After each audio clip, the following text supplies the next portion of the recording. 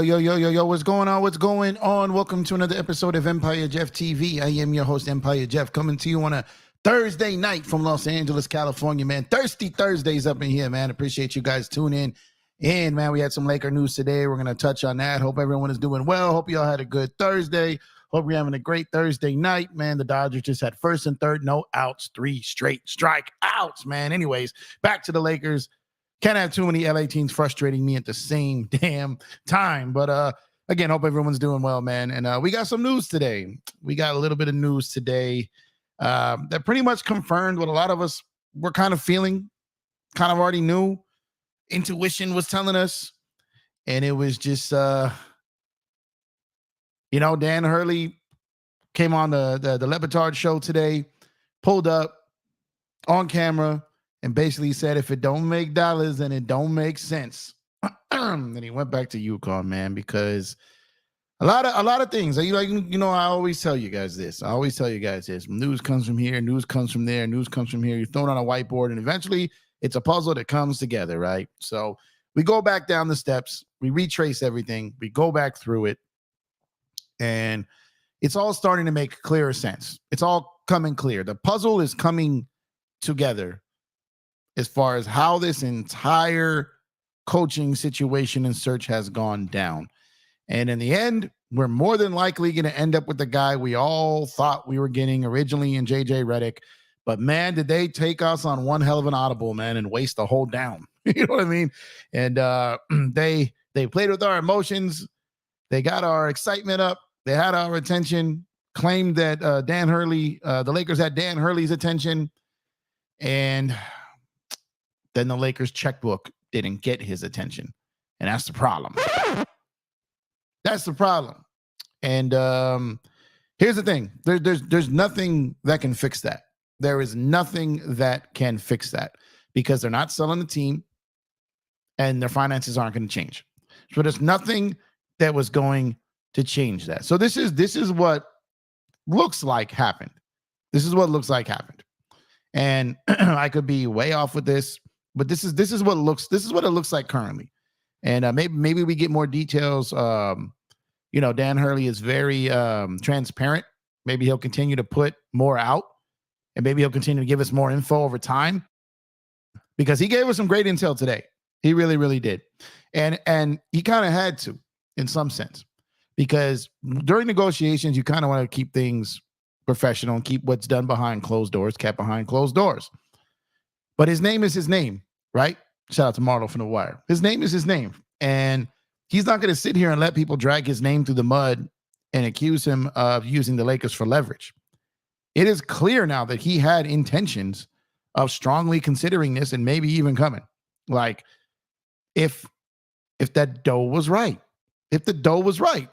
And if we were a real bakery instead of a day-old bakery, then maybe we get him, right? But this is what it looks like was going on, right? The Lakers pretty much knew they had already met with JJ, contrary to what's kind of already being flown out there today. Today was a second formal meeting. They'd already met with JJ.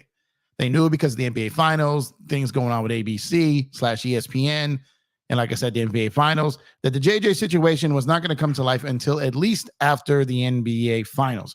We had all been knowing this. This has been put out there. This has been news. This has been blasted pretty much everywhere. It might as well have been put on billboards in Los Angeles that this was going to take time. They were being thorough, and it would probably be until after the finals until we knew something else. So we already knew this, right? But us Laker fans, we're impatient, man. We're impatient. So we needed intel. We needed information. We needed something to happen, right? And then out of nowhere comes this Dan Hurley situation. And they checked in on it. Woj was one heck of a middleman and all that. And then, basically, the offer that he would accept got leaked. Now, that wasn't, we learned later that the number that leaked wasn't the number that the Lakers were going to offer him. No.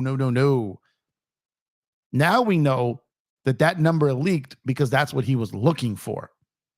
That's the offer he was looking for. And that was the offer he probably would have accepted. Now, my question is this, and I see y'all in the chat. We're going to touch on this in a bit. I see y'all. We see y'all in the chat, man. But look, the thing is this, right? Where it comes down to it is this: is if you're the Lakers and you know that leak didn't come to you, from you because you know that's not the offer, you're preparing.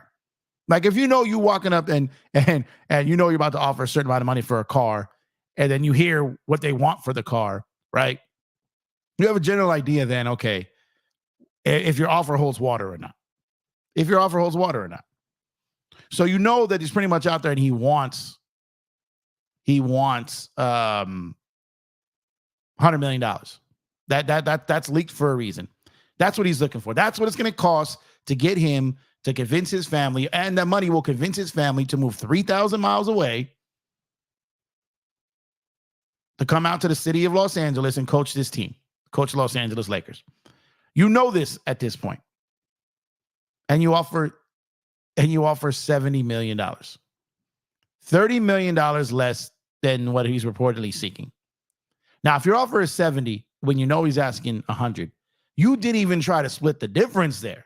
You didn't even come in there offering 85 of those things. No. You went in and offered 70. When the report was 8 years, 100 mil, that's mad security on years and guaranteed 100 million. So you know he's not getting fired in 2 years. He gets the security he wants. He gets the bread he wants. And then you most likely get the coach that you want with that setup. And they still came in there and offered 70 million. Now, maybe that's all they could offer.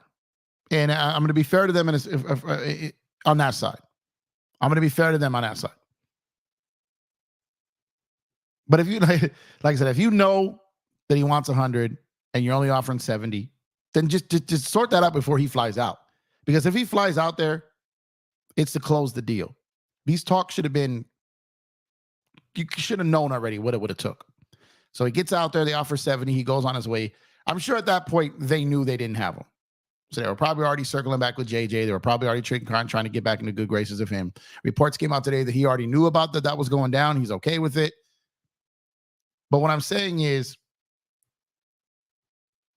$30 more million spread out over 7 or 8 years. You got to pull the trigger on that. You had to pull the trigger on it. And I know this is a rookie head coach as far as NBA is concerned. He's not coached one NBA game in the history of the sport. I understand all this. I know this. And from majority of the time, I would be like, yo, that's a fair offer. That is a good offer. All right. That's the most money the Lakers have ever offered a head coach. That is the most years they've ever offered a head coach. Okay, Lakers, I see you stepping up your game. But that $100 million offer leaked and we were cooked the second it didn't come anywhere near to that. And the thing is even though he was a college coach and never coached one game in the NBA, this was the buzz, this was the slam dunk, this was the splash that the Lakers would have got for hiring this man as their head coach. And he can coach. Maybe he doesn't turn into a star. Maybe he doesn't turn into a Hall of Famer. Maybe he's not this legendary coach at an NBA level. Maybe he's not. There's a definite risk there for sure. For sure. But that would have been a step in the right direction. You got your guy. You got the guy you sought after, the guy you were chasing, the guy you zeroed in on. You got him. You got him. Now some of your narratives start to change a little bit. Some of the bashing, some of the toxicness that's going on within Laker Nation, some of that simmers a little bit now because you stepped up to the plate and handled business. But no, they didn't do it. They didn't do it. And he basically came out and said that there would have been a number he would have left for. He said he didn't know what it was because he probably didn't want to, admit that he was the guy that leaked that offer out there. And I know what people are saying because I see it in the chat. I've been getting DMs about it all day. Yeah, y'all got to stop talking about Coach K. That was 20 years ago. The man don't coach no more. He's too old. He's not coaching no more. He's retired, spending time with his family. Coach K is not an option and has not been an option for 20 years. 20 years. We already got people hung up over a head coach that hasn't coached in the league for 10 years. We can't be talking about a dude who hasn't coached for 20. I mean, they turned us down 20 years ago. You feel me? And we can't compare prices to what we offered coaches 20 years ago to what's being offered now. By the time that contract is fulfilled, the average coach will probably be making $12 to $13 million. But you got your guy to help build a program because you know he can do that. You know he can develop young talent. If he's bringing Luke Murray, you know they're elite at player development. You already know. And Phil Jackson was unproven. Pat Riley was unproven. Greg Popovich was unproven. Eric Spoelstra was unproven. Ime Udoka was unproven. All these guys that teams took a chance on. Now, Ime ended up being a world-class you-know-what, but that boy can coach. That boy can coach. Every great head coach at one point was unproven. Hardy in Utah, unproven, doing an outstanding job. Coach Mike Malone was unproven, doing an outstanding job. Coach of the year out there at OKC, unproven, doing an outstanding job. I mean, I can keep going. I can keep going with the unprovens. I got all night. So what I'm saying is for every excuse out there to back up, you guys know me. I don't get too high. I don't get too low. But when it comes to means of money, I know what I'm talking about, right? And I'm going to tell you this right now. To back up the Lakers not going for it on this, then people got their heads in the sand. They got their heads in the sand. They got their heads in the sand. This was the guy they had to get. This was the guy they had to get. Now, they did it. And there's another layer to this. So basically, now he's basically telling you, he already told you what it was going to take to get him. They didn't offer that. And now he's doubling down on it because people try to, and then Laker Nation out there trying to act like he was leveraging him. So he's got to fire back again. Like, once again, he's out here clarifying things again. So they leaked what it would take before. They gave us the heads up what it would take. Lakers didn't do it. Then everyone wants to act like he used us. So he comes back and he challenges that. Now they're saying he's not worth it. You get what I'm saying? You get what I'm saying? So then we come to find out that LeBron, I'm staying out of it, James, had text exchanges with him, which is good. Don't get me wrong. That's not a bash on Braun. That's not no shade to Braun. I love the fact that he was doing that.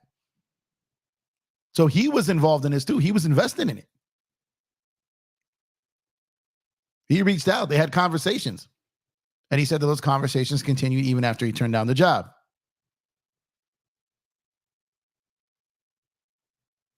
So they went in and they put the full court press on. They offered, but the offer was just too low to get a guy like that to leave.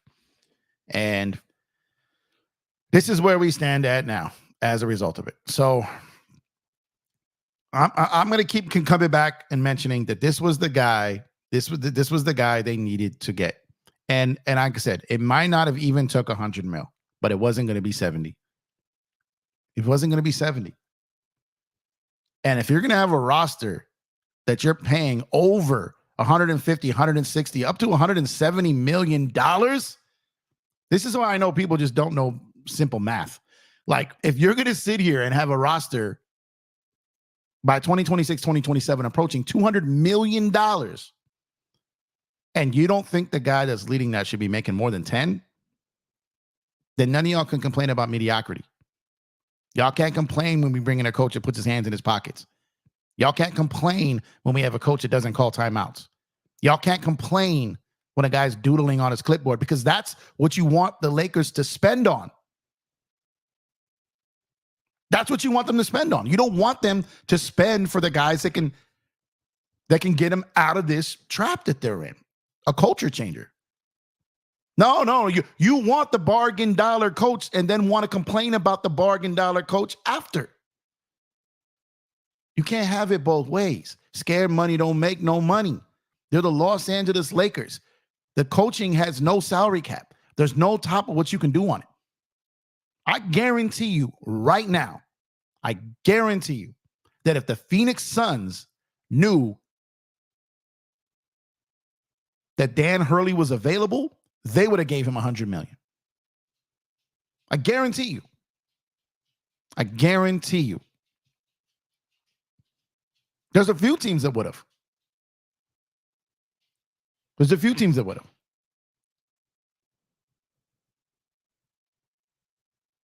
There's definitely a few teams that would have. So the fact that the Lakers, the biggest brand in the sport, can't do it. They can't even lure this guy. That's the problem. This used to be the best job in the league. This is the biggest brand in the league. This is the biggest, one of the biggest brands in professional sports history. That's the problem. That's the point. We're reaching a level, we're reaching an area where the Laker brand is going to start to lose its luster. People aren't going to come for the brand anymore. They're going to come for the bread. And the Lakers run a day-old bakery. And this isn't even like, I'm not even coming from a position where I'm like even talking trash about them or shading them. They just can't afford certain things. And I understand that. But if you're not going to have a full-fledged front office, if you're not going to have a full-fledged scouting department, if you're not going to have a full-fledged video department, if you're not going to have, like I said, the scouting that travels and covers the teams in person, like majority of the rest of the league does, if you're not going to have an expanded medical staff, if you're not going to have all these amenities, if you're not going to have that, then for the love of God, invest in your head coaches and your assistant coaches. Bare minimum. You can't just pay 2 stars and think your job is done. It doesn't work that way in today's NBA.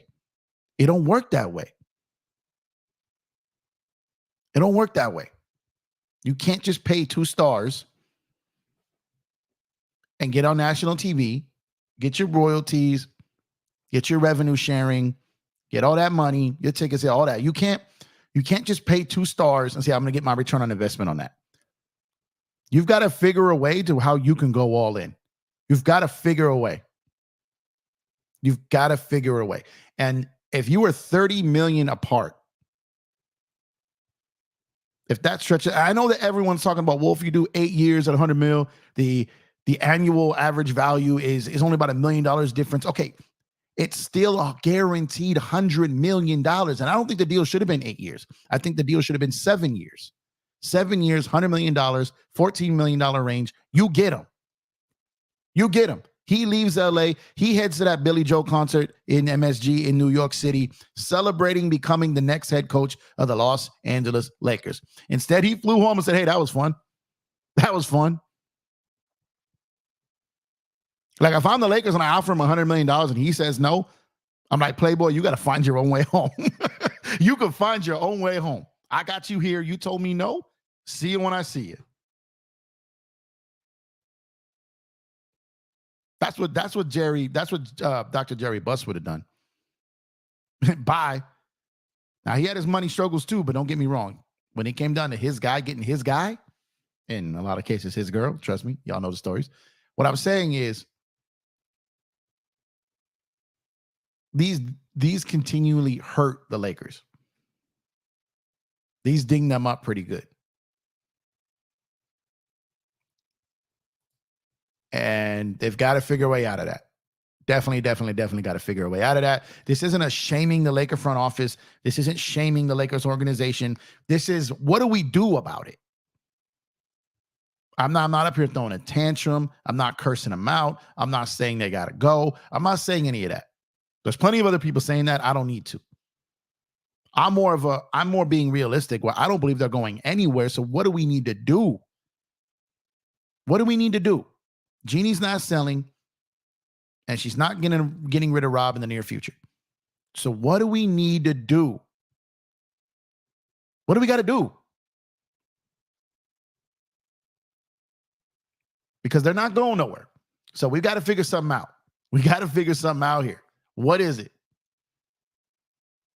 What is it? You got to get someone in there. Let that Guggenheim group buy more shares of the team. Keep controlling interest. Let them dump a chunk of money into it and let them have a say.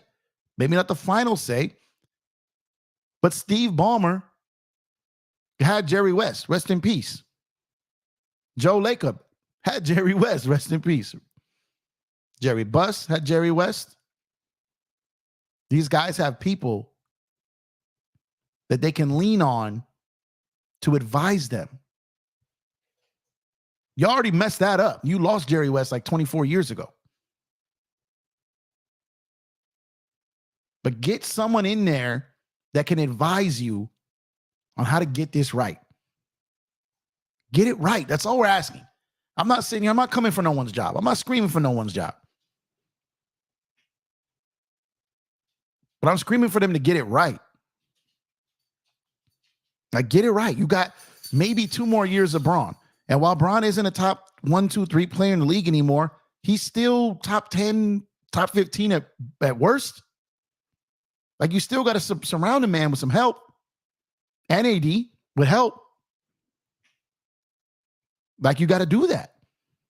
Like, if you're going to invest in Braun, don't just invest in him. Look, this isn't a concert. You're not a venue that pays a group, a band, or an artist to go out there and sing, and you just get that gate and you're happy. This isn't a concert venue when the Lakers are playing. This is an NBA basketball team. We play to win. But you got to pay to play. You got to pay to play. So I don't know what the answers are because they're financially strapped. They only, like I said, go just get someone in here who can advise you, give them some shares, let them advise. And if they put more money in, but they don't have the final say, make their return better. Something. Do something to get someone attached to this with pockets. Let them have some say and get you an advisor. Get you an advisor that knows what they're doing, that Pelinka has to answer to, because Jeanie should not be the one making the final on-court basketball decisions, and no longer should Pelinka. There should be someone between Jeanie and Rob. In a business sense, all right? There should be someone that Rob reports to who then meets with Jeanie. Someone, now here, Rob can do the day-to-day still. He can call all the teams, he can check in, he can do negotiations, he can do all those things, but he can't be the visionary. He can't be the visionary. Like, he can't be the visionary. So what they need is a true president of basketball operations. Rob can be GM, VP of basketball operations. They need a president. Rob is not a president. He's a GM. He is not a president. When we had Jerry West as VP of basketball ops, Mitch Kupchak as his GM, that worked. But when Jerry left and then you put Jim Buss as the president, that didn't work. You need 2 people who work as a team that know what they're doing. Rob knows the CBA. He's a lawyer. He knows the ins and outs. He can get creative. But you need that face of the basketball operations side. You need it because she's not selling the team and she's not firing Rob. So that's the only thing that could possibly happen, because she's not firing him. And she's not selling the team. So I'm trying to find a way within those realms, within those parameters that we got to work within, with what I believe to be realistic and what I believe to be true, that she's not selling and he's not going anywhere right now. As a result of that, the only thing that kind of saves that is a president, in my opinion, because she's not going anywhere and he's not going anywhere.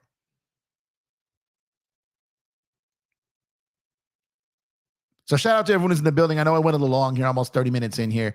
I see y'all in here, so I appreciate y'all, man. Fabio, what's going on, my brother? Appreciate you tuning in.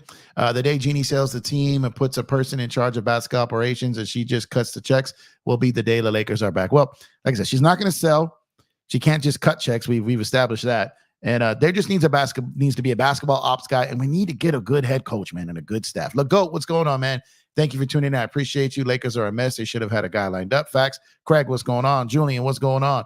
Zachary, what's up, my guy? He said, what's good? Jeff, Lakers should have a throw a bag at Hurley. Seeing Braun and Dan respect on both sides would have worked out. Yeah, that's what I'm saying.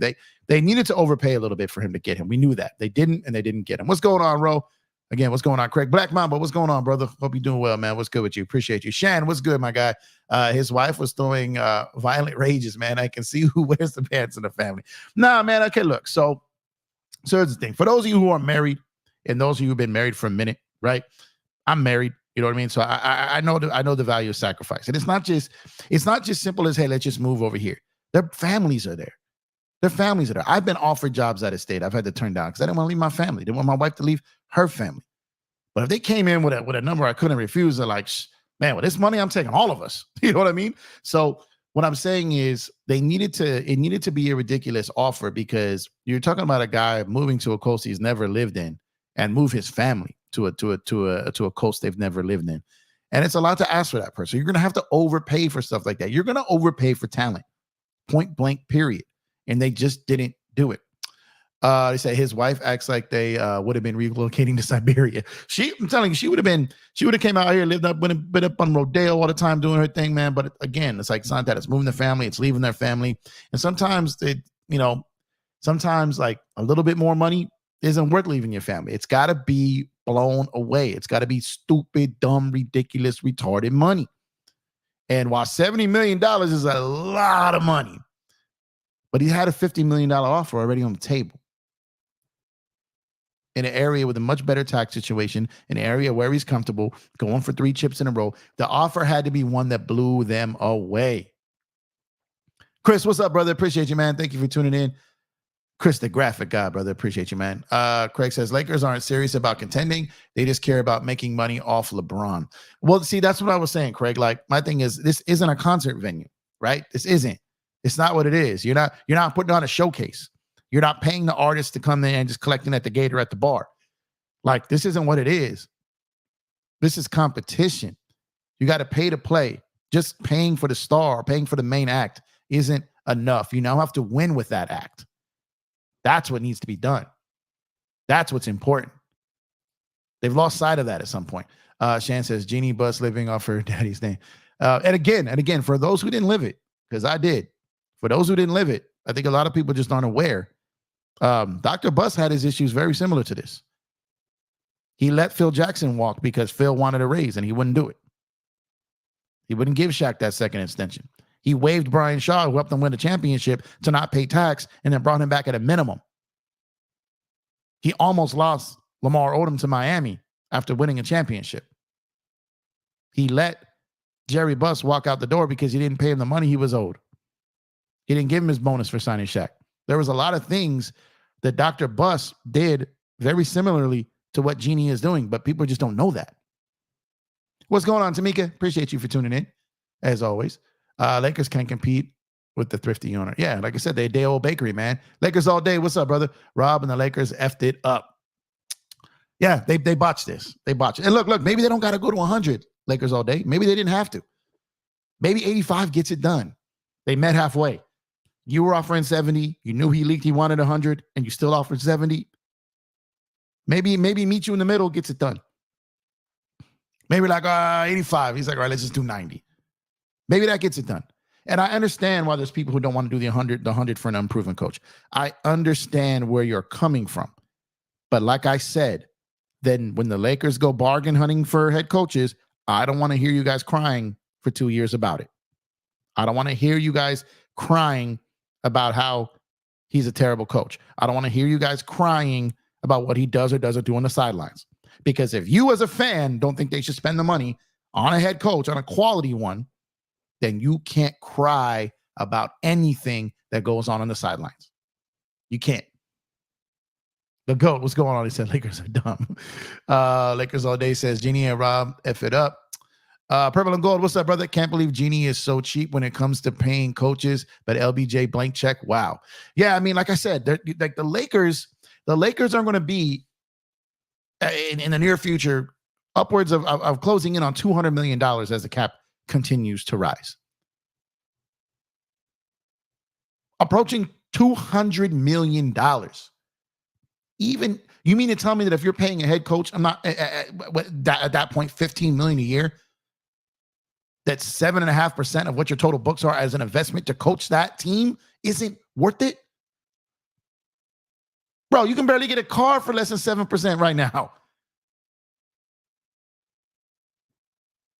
If you're going to have at some point a $200 million payroll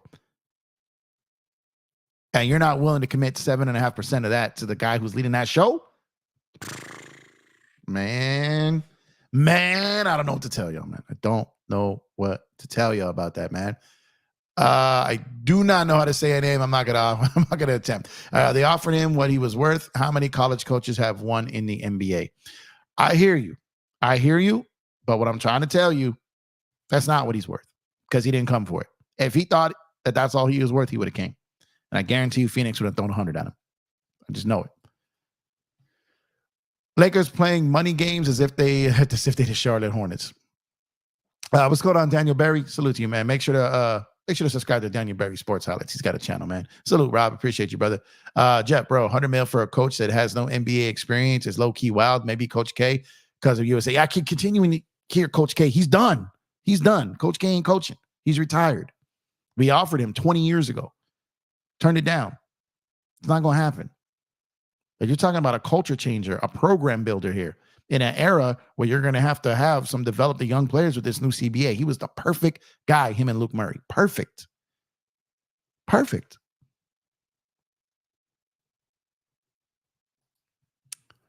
Phil Jackson was available. They would have lowballed him. And they had before. Like I said, they let him walk because he wanted a raise, and they said no. Dr. Buss did that. What's going on, James CJ Caldwell? What's going on, my brother? Thank you for tuning in. Member James CJ Caldwell, man. If you guys haven't done so already, please drop a like on the video. Subscribe to the channel if you have not done so already as well. Would greatly appreciate it. About 30% of the people who tune in on the nightly have yet to subscribe to the channel. So I greatly appreciate it if you would do so. And also go ahead and check the links in the description for all the affiliates I'm affiliated with. The first link in the description is how to become a member to the channel. For less than the cost of lunch, you can become a member for an entire month. Member-only videos, some vlogging, and some giveaways, man. A great way to help support the channel and would be greatly appreciated. Shout out to all the current members, and shout out to those who dropped a like on the video and subscribe to the channel already, man. I appreciate y'all, man. And I'm just saying, these are all just my opinions, y'all. I'm not going to sit up here and act like I know everything. I'm not going to sit up here and act like I know how to fix this overnight, because I don't. And I'm not going to try to play you guys. I'm just trying to tell you that I strongly believe that Jeannie's not going to sell the team in her lifetime. And I strongly believe that Rob isn't going anywhere in the foreseeable future. So the only way we can do anything here is making some change when it comes to the president of basketball operations. Rob Pelinka should not be doing both jobs. He absolutely should not be doing both jobs. And as a result of it, 1 second here. Sorry, guys, my phone was ringing here. As a result of it, like, Rob doing both those jobs is too much for him. It's too much. He shouldn't be having to do that. It should be a president and a GM in there. There should be an assistant GM. There should be an established coaching staff and front office. Shouldn't be a one-man show in there to the point where she has to rely on her friends as counsel because she doesn't have a trusted president over there. Like, that's where things get murky, man. He's still an unknown. He's not an unknown. He's a two-time NCAA championship head coach going for his third in a row. You think that when John Wooden had won 2 in a row, that people will be calling him an unknown, and this guy has a chance to do something only John Wooden did? I'm telling y'all, man.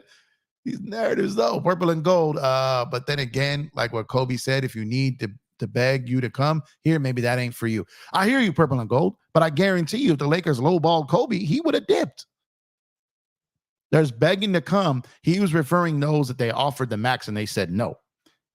If you lowball people, then that mantra doesn't work. That's if you offer someone a minimum, someone offers them 15. That has nothing to do with them not wanting to come here. It has to do with them wanting to take care of their family. This is business. This is business.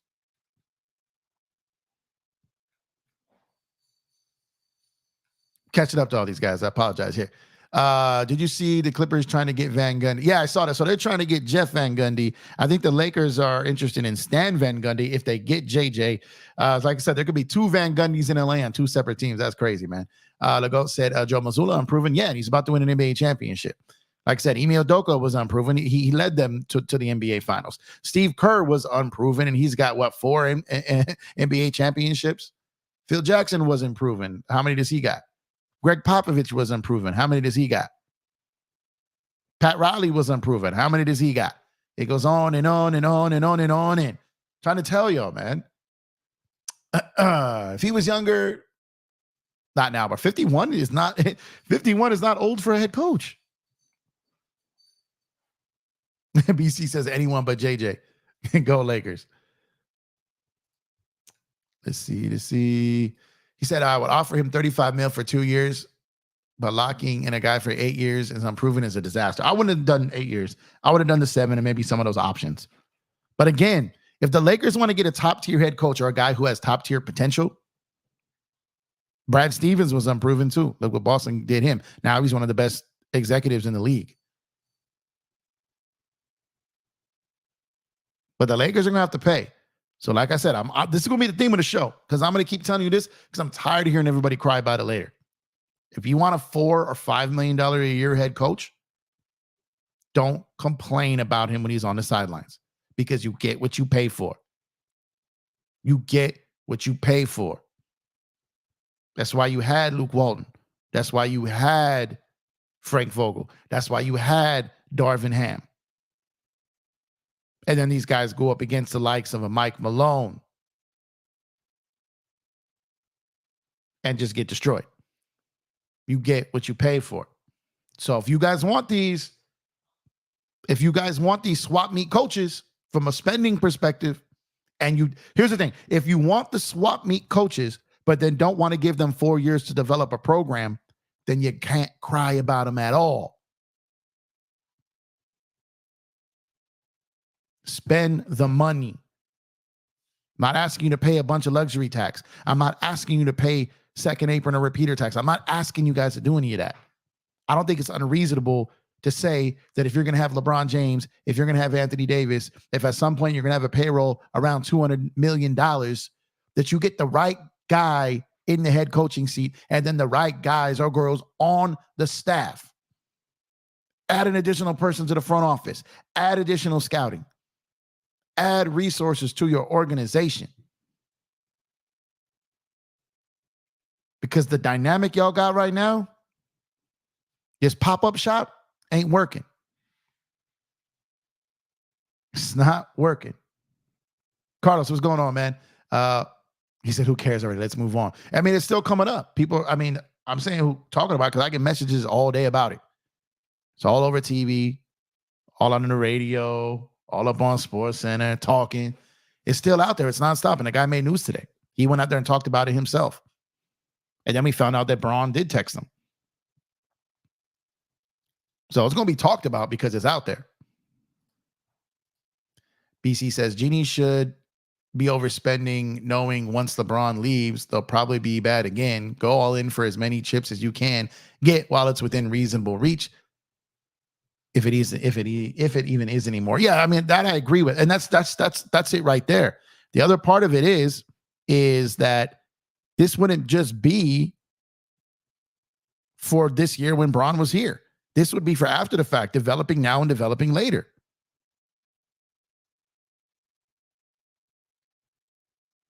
So it's just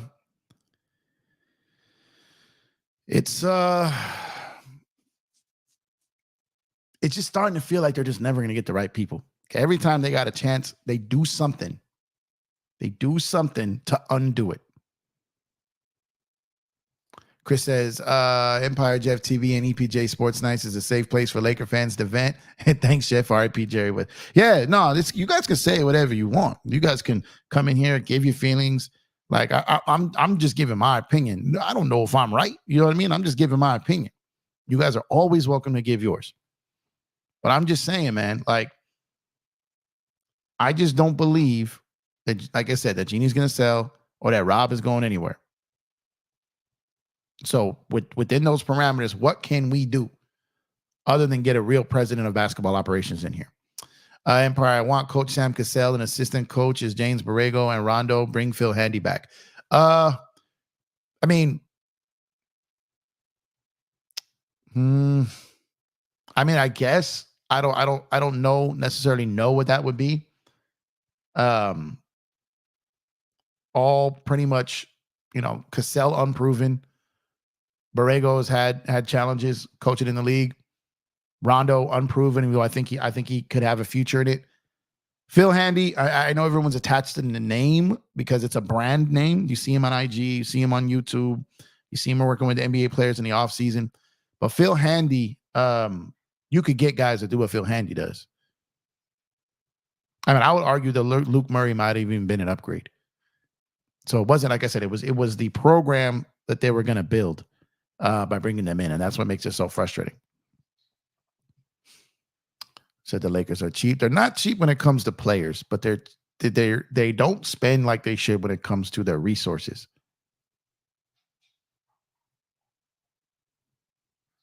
Black Mama says, Jeff, I don't think he was going to come because of his family. He's a big family guy. I hear you. I get what you're saying, but that's exactly what he spoke on today. He spoke on his family and basically said if the number was big enough, I'd move my family. I mean, his own words. I believe him. I do. D Prince, what's up, brother? If they are serious to become contenders, they will do whatever it takes. We being overtaken by a lot of teams. Van Gundy is about to be grabbed by the freaking flippers. Maybe. They're sort of talking about trying to get him as an assistant. We'll see. We'll see. Mom and pop store against a supermarket. Walmart Supercenter we're going up against, right? And we have bodega. I love bodegas. Don't get me wrong. But Walmart superstores are pretty dope too. Like, Empire, do you think Jeannie or Rob has to go after this? They're not. They're not going nowhere, bro. Said Jeannie is clueless. Well, here's the thing, Shannon and everyone else. The thing is, Jeannie shouldn't be in that role. That's not what she was designed for. That's not what she was put there for. Jeannie was never supposed to be the main voice in basketball decisions. That's another mistake by Dr. Jerry Buss. May you rest in peace. That was a mistake. He should have never put his son in that role. Should have never put his son in that role. They should have put someone in that role that could have held it down for the next 15, 20 years. But by putting him in that role when he was unqualified, that fell apart. Jeannie had to step in, and now we're still kind of in that weird space. She was never supposed to be that person. She was never supposed to be on that side of the business. She was supposed to be on the brand side, not on the basketball operations side.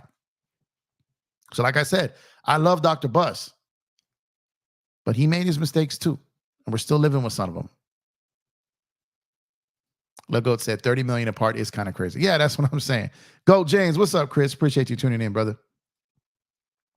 Lakers are looking like clowns, he said. I'm not going to say they're looking like clowns. I'm going to say that they need to do a better job of having to control these things. It's to a point that if we get a tweet from Woj that the Lakers are working on this or it's potentially going this way, that typically means that it's about to get done.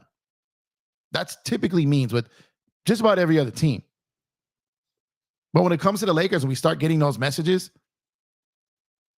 I start getting nervous. Like, oh man, this doesn't.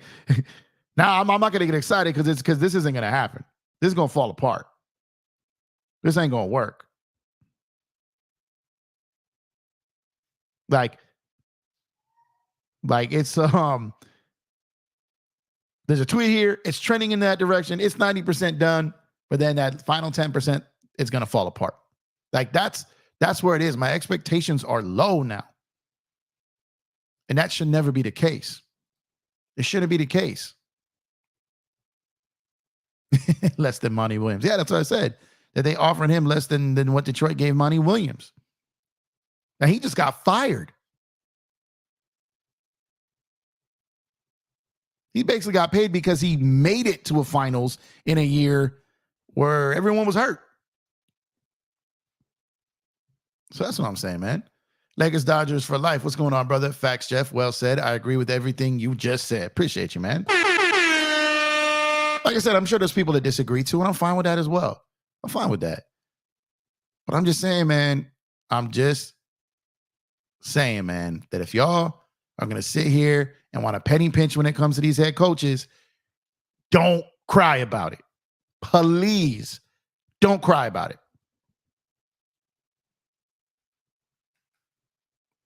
I lost my place in the chat. Hold on, guys. Sorry about that. There we go. Zachary says, Jeff, I told you Lakers slow into the Bulls. Or to the Bulls? Is that what you mean? Unacceptable loss for the front office for sure. What's up, Bridges? Yeah, man. I hear you. Spend money on a scouting department. Yeah, the Lakers are one of the only teams in the league that don't have guys that travel the league to watch other teams. Like, that's crazy. That's not good, y'all. That's not good. Are we going to talk about that? Are we going to talk about that? How our head coach doesn't even have the proper scouting for preparation of other teams? You don't have scouts on site watching other teams.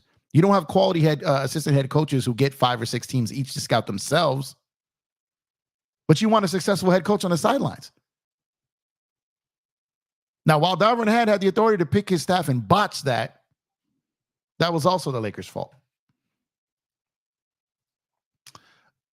If the Flippers did not have Lou and Hurley was available, it would take 24 hours to give him $200 million contract. What's up, D Prince? Yeah, he would have definitely paid him north of $100 million for sure. For sure. We don't do anything. Every move Lakers have done in the past 4 years has been bad. We've had some bad luck. I don't think that the moves they did at last year's trade deadline were bad. They didn't win a chip, but Rob has made good moves at times, but he never sustains it. He'll make some good moves and then he makes bad moves. Like or he doesn't see it out. Doesn't wait, gets impatient and moves on. Like you got to let things take a little bit of time, especially that 2021 team, the team that won the chip in 2020, that the one we had in 2021. I think the only thing he should have changed on the 2021 team was to let trade Trez and bring back Dwight in 2021. Outside of that, like, give it another run because they were all hurt in 2021 because of the bubble tax. Black Joker, what's up, man? Now the fans are seeing the truth about the Lakers front office. No, the Lakers front office has been catching hell for a while. For a while. The thing is like I said, he did some things last trade deadline that got him a little equity. The moves he made in the offseason had people a little bit excited. They just didn't work out. But now now this blew up in their face, man. They got to get it right. What's going on, Lion? Appreciate you for tuning in. Thank you. Craig says, don't show up for games. When McCourt started running the Dodgers, fans stopped showing up. Yeah, that was, oh my God, that was such a horrible era for the Dodgers, man. Such a horrible era. All we have is the Rambis family advising us. And that's, and the funny thing, that's not even their fault.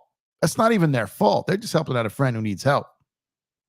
Like, they're employees, obviously. But what I'm saying is, it's not their fault that Jeannie would rather seek refuge, seek it from them. You know what I mean? That's not their fault. That's her fault. That's the team's fault. All the Lakers moves are either being rejected or selling for third or fourth option or just picking up scraps from other teams. I so miss the Kobe Powell era, man. Yeah, that's a fair point. That's a fair point. They need an actual GM. So that's why I'm saying I think Pelinka's fine as a GM. I think we need a true president is what we need. That's what I think we need. Rob is a sports agent impersonating as a GM. Let's see. Nope. Only way to cure this is to clean house. It's not going to happen, though. AR being untouchable says it all. AR is not untouchable. He is not untouchable. It just because they're not moving Braun, they're not moving AD. They got the picks. They're not going to move him just to move him. They're going to move him for a guy that they want. So AR is not untouchable. I promise you that. But they're not just going to move him just to move him. They know other teams covet him. Other teams would want him. So they're going to move him when it's a deal that can actually make them better because they don't have a ton of tradable chips. You got Rui, you got Reeves, you got Vando. That's pretty much it other than your draft compensation. So if you move those guys, you have to get it right. So that's what it is. He's not untouchable. It just, you need to move him for the right deal. And that I actually agree with. Rob BP wants to take over Magic job, not knowing how to do his job. Yeah, Black Joker. I hear you, man. Hasbullah, what's going on, man? He said, "Go, Jeff. Appreciate you, man. Thank you. Appreciate you tuning in, man. Appreciate you." The offer, I feel like the offer should have been more. I really do. I understand he was just a college coach. I understand he was improving on an NBA level, but he seemed like the guy to go get, man. He really did. Even though Rob has made mistakes, he has done a lot of good. I agree. I'm not in the fire Rob camp, but he definitely has to hit on a head coach and roster this year. I think roster is not too far, by the way. Bridges, I agree. And like I said, he's done some good, but he's done some bad. And the problem is when he does good, it never seems to last long enough because he gets impatient or something. So that's what I'm saying. I'm not on saying fire him. I'm not even saying Jeannie, get out of here. Like, I think there's something cool about the Bus family, but she needs help. She needs to, not saying she has to be gone from the organization, but she needs to get creative in a ways to make the Lakers competitive from a checkbook perspective.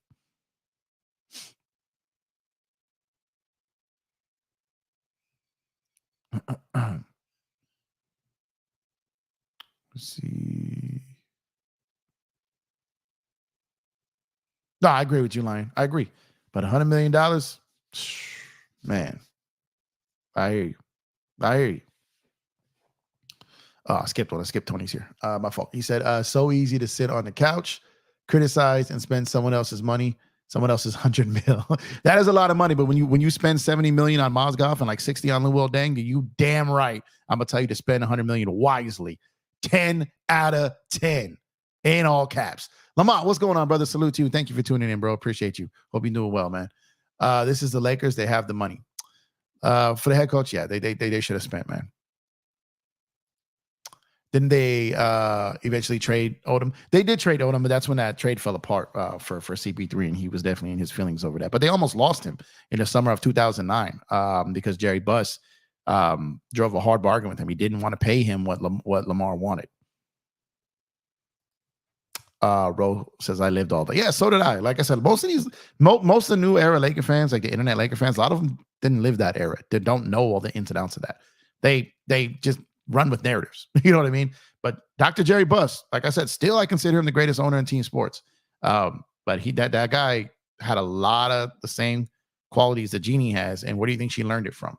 However, like I said, if there was a guy that he had to have, a coach, a player, a pay, whatever it was, if he had that have to have it, he would go get it. However, Jeannie doesn't have that. However, let's not forget, he did not get Coach K. He didn't get it done. He didn't get it done. So this isn't a tear down of Jeannie because there's some parallels here. There really is. And it appears a lot of people don't know that. And that's okay. But what I'm saying is I've seen this movie before when it comes to this family and when it comes to this team. I have. And they've made it through just about every time. And they've won championships. The problem is the league is getting smarter. The league is getting better. Teams are spending more money. Teams have better executives. Teams have bigger budgets. These teams now have advantages over the Lakers. The Lakers' advantage is Los Angeles, California, and their history. But at the end of the day, that history is only going to get you so far. You have to be a well-run organization. Like these star players are looking for what does this team look like at the top? What does the front office look like? What does the coaching situation look like? And who am I coming to play with? These are things they have to get in order. It's all making sense now, Jeff. That explains why Jeannie is not going out and paying for the top-notch talent. Don't have the funds. Yeah, they just really don't. Not at the level that a lot of these other teams do. Like compared to people like us, like to call them broke is crazy, or to call them cheap is crazy. But when it comes to running a business, even some of the biggest businesses you've seen can't keep up with some of the others. Like Burger King can't keep up with McDonald's, and Burger King is a monster too. But they can't keep up with them. Like they can't. They're a household name. They're a huge brand, but they don't got the McDonald's bag. They just don't have it. So like I said, you could be a huge brand. You can make a ton of money. You could have multi-$100 million, owners. But it doesn't, like I said, if you're going against Goliaths in your industry, you can't match that. You just can't do it. So this isn't any shade towards them. It's like I said, my whole thing about this is, how do we figure this out? How do we figure it out? Like I said, the only thing I can think of, and if I'm wrong, then y'all tell me I'm wrong. The only thing I can think of because like I said, these are the repeat themes of tonight. Is one, Jeannie's going nowhere. Two, Rob is going nowhere in the foreseeable future. And three, like if they're going to low cut and have a budget on their head coaches, and you guys are okay with that, and you're saying don't overpay for head coaches, then you can't cry about who's on the sideline. Those are the three things that I believe we have to get on the same page with. And outside of that, we need a president of basketball operations, a true one. I would have loved Tim Connolly, not available. So maybe Bob Myers is that guy. Maybe you do go get him. Maybe you do try to go get him. Okay, here's the thing. Maybe you don't put him on the full-time payroll. Maybe he's not your president of basketball operations. Make him a consultant. Let him consult for you. Let him consult on you this head coaching search. Let him help you consult around the draft. Let him help you consult around free agency. Then let him go about his business and bring him back around January to help you get ready for the trade deadline. Go get a consultant then.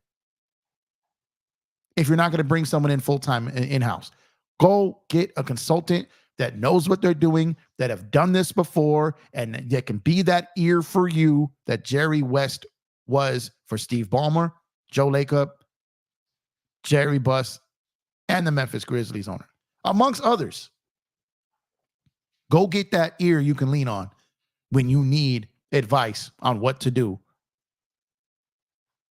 Go get that person. If you're not going to pay him full-time, then go have him be a consultant. Bob Myers probably sit back, chill, still have that ESPN gig while being a consultant for the Lakers. Go do that. Because outside of that, this status quo stuff, this keep it moving as is, nothing to see here. Nah. Nah. We can't be with that no more. We can't be with that no more. Logo says Lakers have always opened their wallets to win chips. That's not necessarily true. They've lucked out sometimes by not spending the money. Like I said, they won chips in times where Dr. Buss did not want to pay tax. Like I said, I told you about the Brian Shaw situation. I told you about the Lamar Odom situation. Like these happened while they were trying to win championships. So that's not 100% true.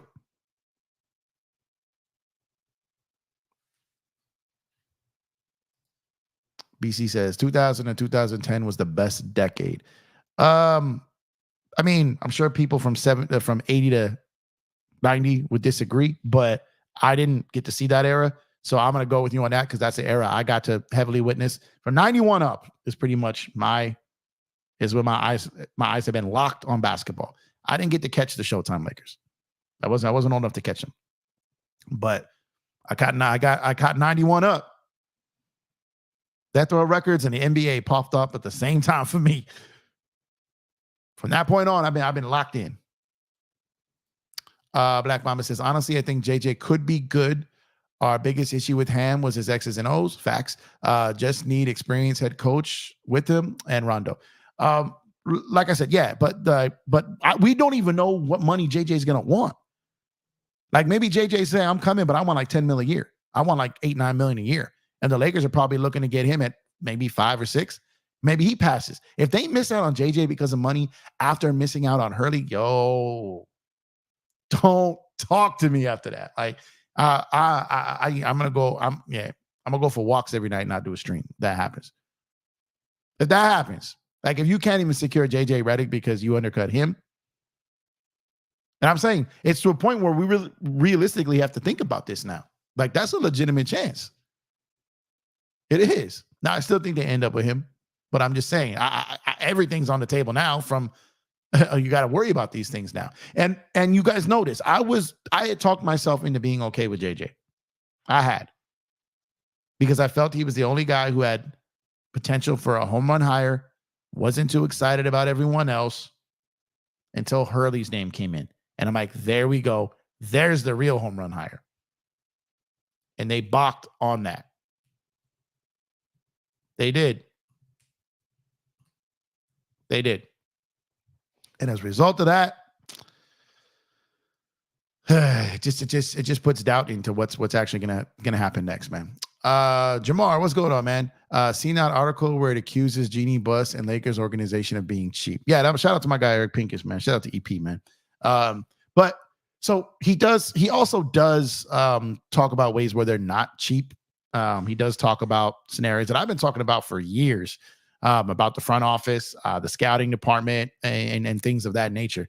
But it does touch on, like, the team that is cheap doesn't bring in a Russell Westbrook who makes $47 million when you have Braun and AD on payroll. They're not cheap when it comes to players. Like, she's paid the tax on that. She went in on that. It didn't work. That's different. It working is one thing, but she did spend the money. The problem is the resources to help the team behind the scenes is what's missing. That's what's missing. And that just hasn't been fixed. Proper assistance, a full front office, scouts. Those are things that need to get fixed, man. Nakomi, what's going on, Nakomi? Says, say it again, Empire. What's going on, sis? Make sure, stop what you're doing.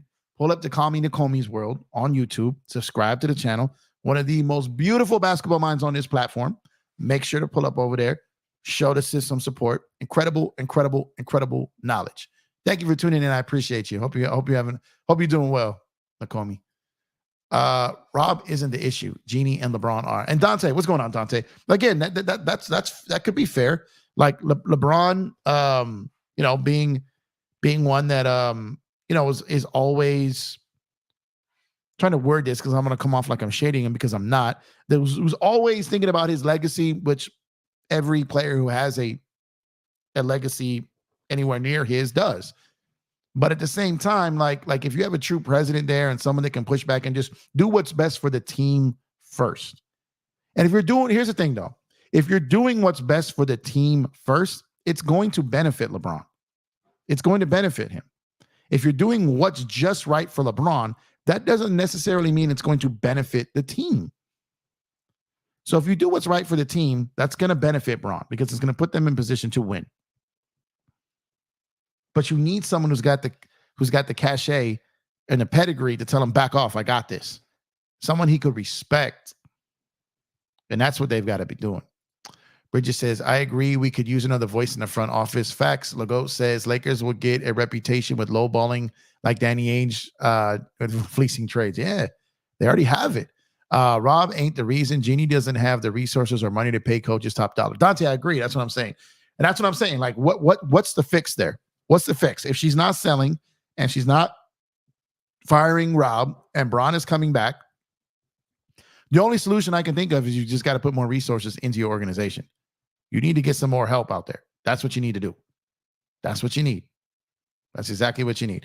Black Mamba says, Rob and Bob would be probably the most ruthless front office. Hey, Rob and Bob, perfect for Court King shirt. Rob and Bob. The Rob and Bob, yeah. Man. I think Braun wanted Dan Hurley. Us not getting him really hurt us. I think he was definitely, if it wasn't going to be JJ, I think that would be the one. I think it's okay. If you're not going to go with my guy, then hell yeah, I'm on board with this. And so now they almost got no choice but to get JJ. Why do you think so many fans protecting the front office? I mean, there's less of them now. That's a fact. But my thing is this. I think it's more or less along the lines of a lot of people have pride and they defend their team. Their team can do no wrong. And then you got the ones who fly off the handle for any which reason. Like, there's different levels. You've got the ones who try to change every narrative and cover up all the flaws and just protect them. Like they're Laker Nation frontline. Like, you cannot dent our armor. You got that level, right? Then you got the ones who are on top of the world one night and the world is over the next morning. Just completely emotional, irrational, toxic craziness every fan base has. You've got those, right? And then you got those who just don't know anything they're talking about. And then you got casuals, right? And then you got the balanced ones. You got balance, who doesn't really get too high, doesn't really get too low, takes it for what it is, observes it, and tries to make an informed opinion. And you've got all these different pockets of them. But the problem is the irrational, toxic one right now is kind of the one that's kind of starting to dominate the noise. And so you're hearing a lot more of it now. Now, I don't know if we are the worst front office in the league. I'm not calling Jeannie the worst owner in the league. That's not what I'm doing or saying. But we do have our problems. And the time is running out on how to fix them. And these things need to be addressed, absolutely. Absolutely need to be addressed. Nakomi says, coaches, we know that if we did it to Lou and now did it to Dan, nobody is going to get that respect. Yep. Coaches now know. Sorry. Coaches now know that if we did it to Lou and now do it to Dan, nobody's going to get that. Yeah. Totally get you. Sorry, I left my glasses in the other room. I'm trying to read these comments here. My fault. I have to have Lucky go fetch them. Sendo, what's going on, brother? Jeff, hope you're right. Has been great so far. I'm done with the Hurley stuff. Time to move on to JJ Redick. Sigh. By the way, I doubt Stan Van Gundy wants to get back into coaching. RIP to his wife, Kim. Yeah. No, definitely RIP to his wife. But, sometimes they want to get back into it or not even leave because that happened. I think one of the main reasons Popovich hasn't retired yet is because he lost his wife. And I think that's one of the reasons why Jerry Sloan stayed longer in the league than he did, than he probably would have, because he lost his wife. So sometimes you need that distraction. So I hear you. I agree that he may not, but I'm saying sometimes the shoe is on the other foot with some of these guys, depending on the person. Judah, what's going on, brother? All I was hearing was LeBron fault, but LeBron don't want to write the checks. Yeah, no, this isn't one person's fault, and that's kind of my perspective on all this. This isn't a one-person fault, and this isn't an overnight fix. This is a collective fault. Now, it starts at the top. You hold everyone accountable, but it starts at the top.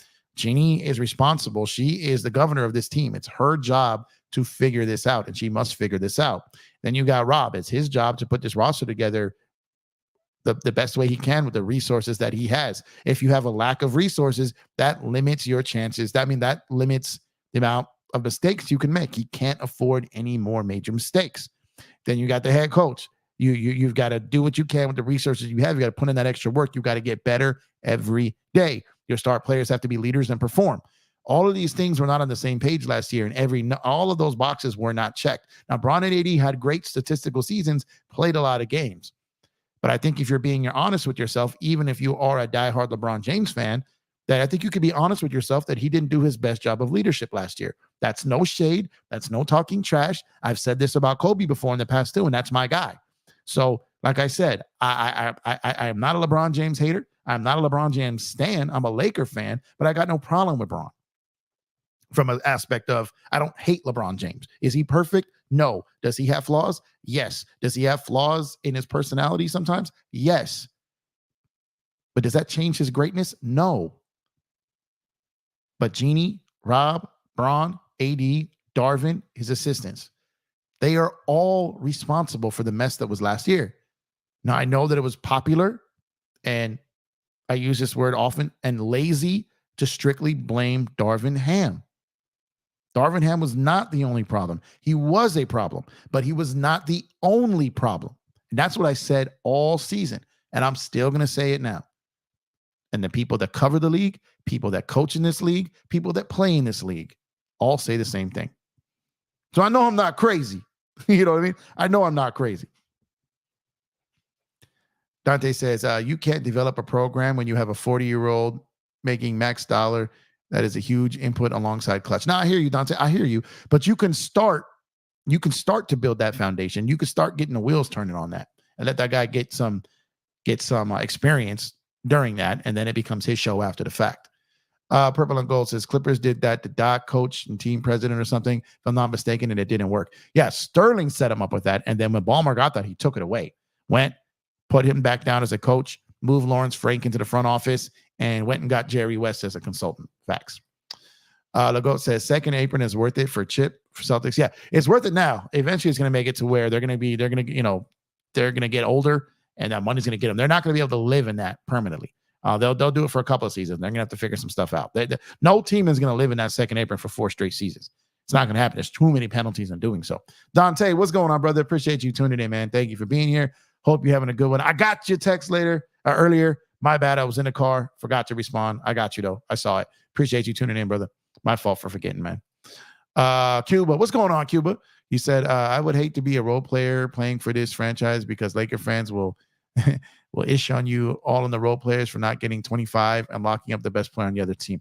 Yeah, like I said, I talked about the different chapters of Laker Nation. There's plenty of fans in Laker Nation that understand role players are role players, but there's some that expect everyone to get 25, and if you miss a shot, you're terrible. Get them out of here. like I said, every fan base has that batch of fans. Just our fan base is so huge because the Lakers are the biggest brand in the sport that our fan base is huger. So that pocket is bigger than your average fan base's pocket of fans that do that. But yeah, it is tough. There's plenty of very, very wise, intelligent, reasonable Laker fans who don't think like that or say those things. But unfortunately, there are some that do.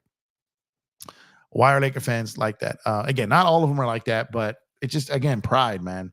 They act like like their family has been insulted if the Lakers lose a game, right? Or like it's just that pride, man. And Laker fans are very, very prideful, and it's a good thing. Laker pride is incredible, but like I said, you can't just be trashing your own players, role players. That is, you can't. I don't blame series losses on role players. I don't. If our role players are consistently not performing in the playoffs, that is our coaching and front office's fault for not getting the right players or not having those players in position to succeed. That is on the coaching and the front office. Bridges says the whole they can't afford it is BS to me because no way the Lakers franchise with LBJ isn't making insane profits. It's a business, and the point is making money. But how bad you want to win? No, that's what I said. I believe they did have the money to go get to spend more on Hurley. I do believe that. They don't have the money to be constantly living in that tax. They don't have the money to go in and build out that front office crazy. They just don't have it. And the thing is, there's a they, and yes, but Jeannie is one of 4 or 5 shareholders within the family. They have other owners in there who have shares. And she has to make them their profits, and she has to justify spending to them. So the difference is it's a little bit different. Like a lot of these owners have one owner or majority owner of like 70, 80%. That's not how this works with the Lakers. So it's like I said, it's a different situation. These other guys got other revenue streams. They don't care about maybe taking a loss this year. The Lakers, this is the only business they have.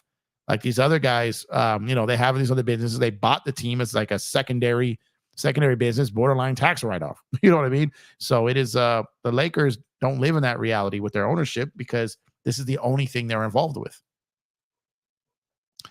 Tina, what's going on? Yeah, fans need to move on. It doesn't freaking matter. It is what it is. Yeah, no, I hear you. But like I said, this news came out today. I was getting messages all day about this. And, it did bring some more transparency to the original story. We do know now that he basically, admitted that if there was more money, he probably would have came. The news also came out that LeBron was actually in contact with him. So I do believe these are talking points that should be talked about. But I do think we definitely are going to have to move on. But this is definitely something that should be talked about. Tina says Sam Cassell doesn't move the needle in LA. We don't know what that will be. He's been an assistant for a long time, like Darvin Ham. He hasn't got a head coaching job ever yet, like Darvin Ham. And then look what happened to Darvin Ham. You know what I mean? So I don't know. I don't know if we go that route again from that perspective, as far as the lifetime assistant coach person. I think you go for someone that has, the potential for the strikeout, but has the potential for the home run. I don't know if Sam Cassell has home run potential. I think JJ might. Definitely thought Hurley did. Sam Cassell, Borrego. I don't know if any of those guys have home run potential. Patrick, what's going on, brother? Appreciate you tuning in, man. Nakomi says, it's a show. I'm so embarrassed as a fan. The front office has completely forgotten what the Lakers are about, mom and pop shop or not. You have the most valuable basketball franchise in the NBA. Yeah. No, I agree. It's definitely frustrating. I'm doing my best to catch up here, guys. If he doesn't want to coach the Lakers, forget him. Gotcha. Hurley versus Lakers. I'm on Lakers side. Actually, I think 6 years for $70 million was fair. I'm not saying it wasn't fair. I'm not saying it was a lot of money. I'm not saying it was a trash offer. I'm saying it was pretty much leaked what it would take to get him, and they didn't come close to it, is all I'm saying. Tina said, you shouldn't have to beg someone to be the coach or play for the Lakers. Not beg, but you got to give them what they feel their market value is. Like I said, if you offer a player $5 million and another team offers $15 million, no matter how bad they want to be a Laker, they're going to love taking care of their family more, is all I'm saying. Rob says, I've been seeing people make a big deal of Bron saying, if I was in LA, what do you think this is? An overreaction? I think everything to do with the Lakers at some point pretty much is an overreaction. I think that maybe he just used the wrong word. But I don't look too much into that. I'd be shocked if LeBron left and went anywhere else. I really would. But like I said, if you've learned anything from this coaching search, is count nothing out. But I would still be shocked if he went anywhere else. I think the offer was fair too. He wasn't worth over 100 million. The minute they went on a losing streak, fans would have been saying the suck for giving him the job. Yeah, you're definitely right about that. But I think because they're looking for that culture changer. They're looking, they need that guy to help develop that talent. They need that guy just to carry. We need that guy that can be ours for the next 8-10 years. And I truly believe he was worth rolling the dice on. I do. What is this? Too Tall. What's going on, man? Appreciate you tuning in. I think Rob is a problem. He shouldn't be putting teams together. He should just negotiate contracts. And you see, that's what I'm saying. Let him do the day-to-day as far as making the phone calls, checking in. And then there should be a president of basketball operations who is the face of the organization, who makes those decisions and then speaks with Jeannie on the final decisions. I agree with you. Shout out to everyone over on Twitter. I see over 70 people in the building on Twitter right now. We got over 60 people in the building right now on YouTube, but only 36 likes on the video. So do me a favor and drop a like on the video. Acknowledge me, please. Come on here. I'm every night putting in this work. Drop a like, subscribe to the channel if you have not done so already. And again, shout out to everyone over on Twitter as well. Like the post, repost it if you can. And if you are watching on YouTube, share this to your socials. Bring more people to the platform. Definitely would help it grow. And I would greatly, greatly appreciate you guys for doing so. Dante says, I just want to see who it is and what happens with the draft and roster, but no scouts to watch other teams is wild. Yeah, that's craziness, man. Great House, what's going on, man? I don't get why everybody blaming Braun. He didn't undersell Hurley. No, I don't. Who's blaming? If anyone's blaming LeBron for this, that's wild. He reached out to him and tried to help get it done. So in my opinion, Braun should have zero blame here. I think the Lakers could find many coaches like Hurley in the EuroLeague. Hurley is overrated for me. I don't know how many EuroLeague head coaches are going to win back-to-back NCAA championships and have a chance to do what only John Wooden has done. So I'm going to agree to disagree on that one, man. Lewis, what's going on, brother? Appreciate you, man, for tuning in. He said, what's good, my brother? I'm doing well, man. Hope you're doing as well, man. The first one was a typo. Oh, you good. Jeff Helper. I mean, like I said, man, it's tough because I know the situation they're in financially when it comes to them measuring up against other teams. I understand that. However, we need those resources, man. We absolutely need those resources. And if you're going to underpay head coaches, then you should have the resources. That's where I get frustrated with. It's not like you're out here spending $12, $13 million on a coach, so you don't have that third guy making $50 million. Put the resources in place to put this team in the best position to succeed. It's funny because Magic and Rob was probably the perfect pair, but they couldn't get along. Yeah, well, because Magic was the face. He wasn't going to be in there day-to-day putting in the work because he didn't have to. He's got plenty of other thriving businesses and he needs to attend to. It was never going to be his day job, and I think it was kind of like unreasonable to expect that. Hailey, what's going on, Hailey? Appreciate you tuning in. Since Jeannie won't sell, she should at least change her thinking and get with the times. Hopefully the fans and or someone else can communicate that to her. Yeah, I agree. The Lakers are a family-owned team. They're not Ballmer. What have the Clips won and their owner has stacks? That is fair. But at the same time, like, you got to admire the fact that they're trying, right? The Lakers, they just need a little. They just need a little more. Just apply a little more resources to this team. And I think you'll see it. I think you'll see the fruits of that labor. Get JJ and put Terry Stotts, Stan Van Gundy, and Jared Dudley on the staff. Highly, maybe that can happen, man. Translation: Oprah would jump off a building if she woke up with the Genie's account. That's crazy, man. That's crazy. Let's see. Let me see here. Tony says, so over the criticism, Jeff. Sad face or disappointed face. I don't know what face that is. Sorry, can't give you a like today. It's all good, man. Jeannie went all in on Braun, won a chip. Now we have to live with 40-year-old Braun getting $50 million. No new staff is going to help. That's fair. And like I said, this is just my opinion. You know what I mean? I do think what you're saying is fair and valid. But at the same time, I think what I'm mainly talking about is the changing the thought moving forward. Like, what's the plan moving forward? And I'm nowhere near as critical as most of the people that are out here screaming, fire Rob, Jeannie needs to sell, and saying much worse about her and him. I didn't even go crazy on Darvin. So when it comes to criticism, I'm fairly light because I understand the reality that we're in. I'm just trying to find things that they are capable of doing that could help this year and beyond is all I'm saying. So like I said, I'm not bashing Jeannie. I'm not bashing Rob. I just know we need a little something else. So if I didn't earn your like today, hopefully I earn it tomorrow, Tony. No love lost, man. Still appreciate you tuning in. I don't get butthurt over that. Don't worry. Patrick says, well, at least Jerry West doesn't have to witness the Celtics again hoisting the trophy. Oh, man. Yeah. Didn't even know that Jeff Van Gundy is the Celtics advisor. I think that's what you meant when you said the Lakers can get a consultant. Yeah, so that's what I'm saying. Like if you're not going to pay for a full-time person, then get a consultant. Like maybe that's the way, right? Maybe you can get Bob Myers on a consulting deal. Maybe you don't bring him in full-time, and maybe he's not looking for a full-time gig right now. So maybe you approach it that way. Jerry West wasn't looking for full-time work. He wasn't looking to be a GM. He was only doing consulting. Maybe that's the path you take. JJ is a perfect puppet coach if he gets the job, to be honest. You might be right. JJ shouldn't pay him the same as Dan. That's ridiculous. I agree with you, Tina. I'm not saying they should, but what I'm saying is he has a little bit of leverage now. He does. And maybe if they're thinking of paying him 4 or 5 or 6, maybe he's like, nope, I want 8. You know what I mean?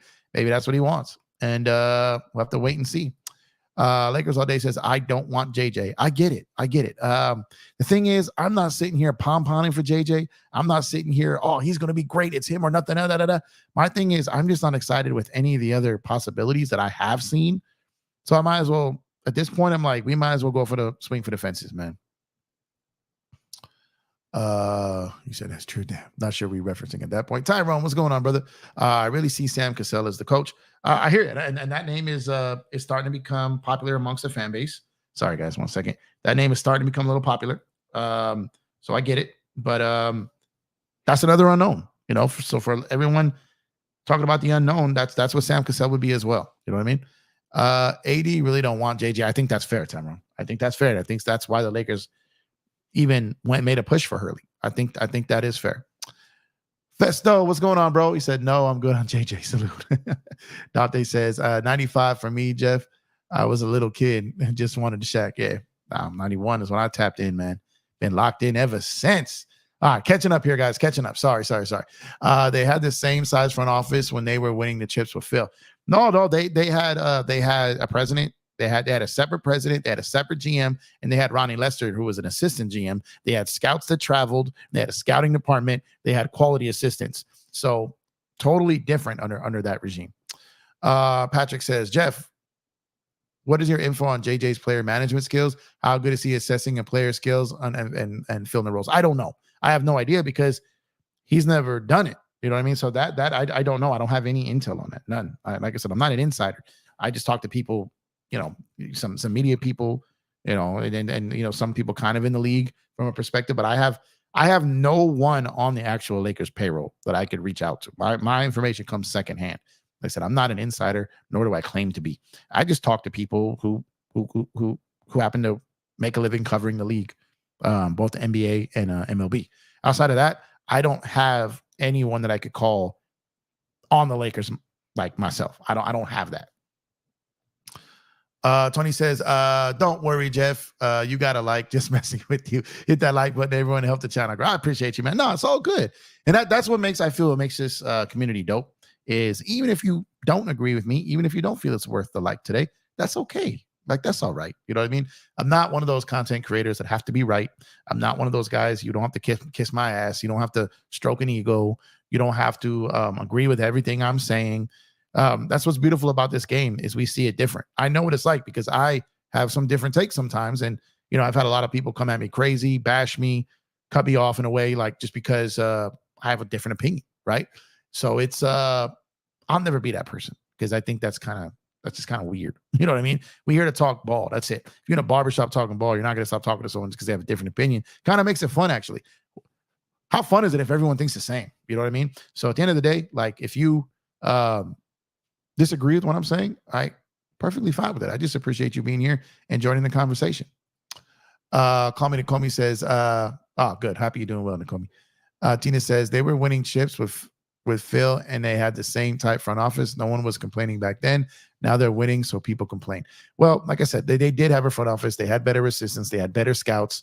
In 2020, when we won, we had a better coach, better assistant coaches. We had more of a scouting staff. They let go of a lot of people around COVID time.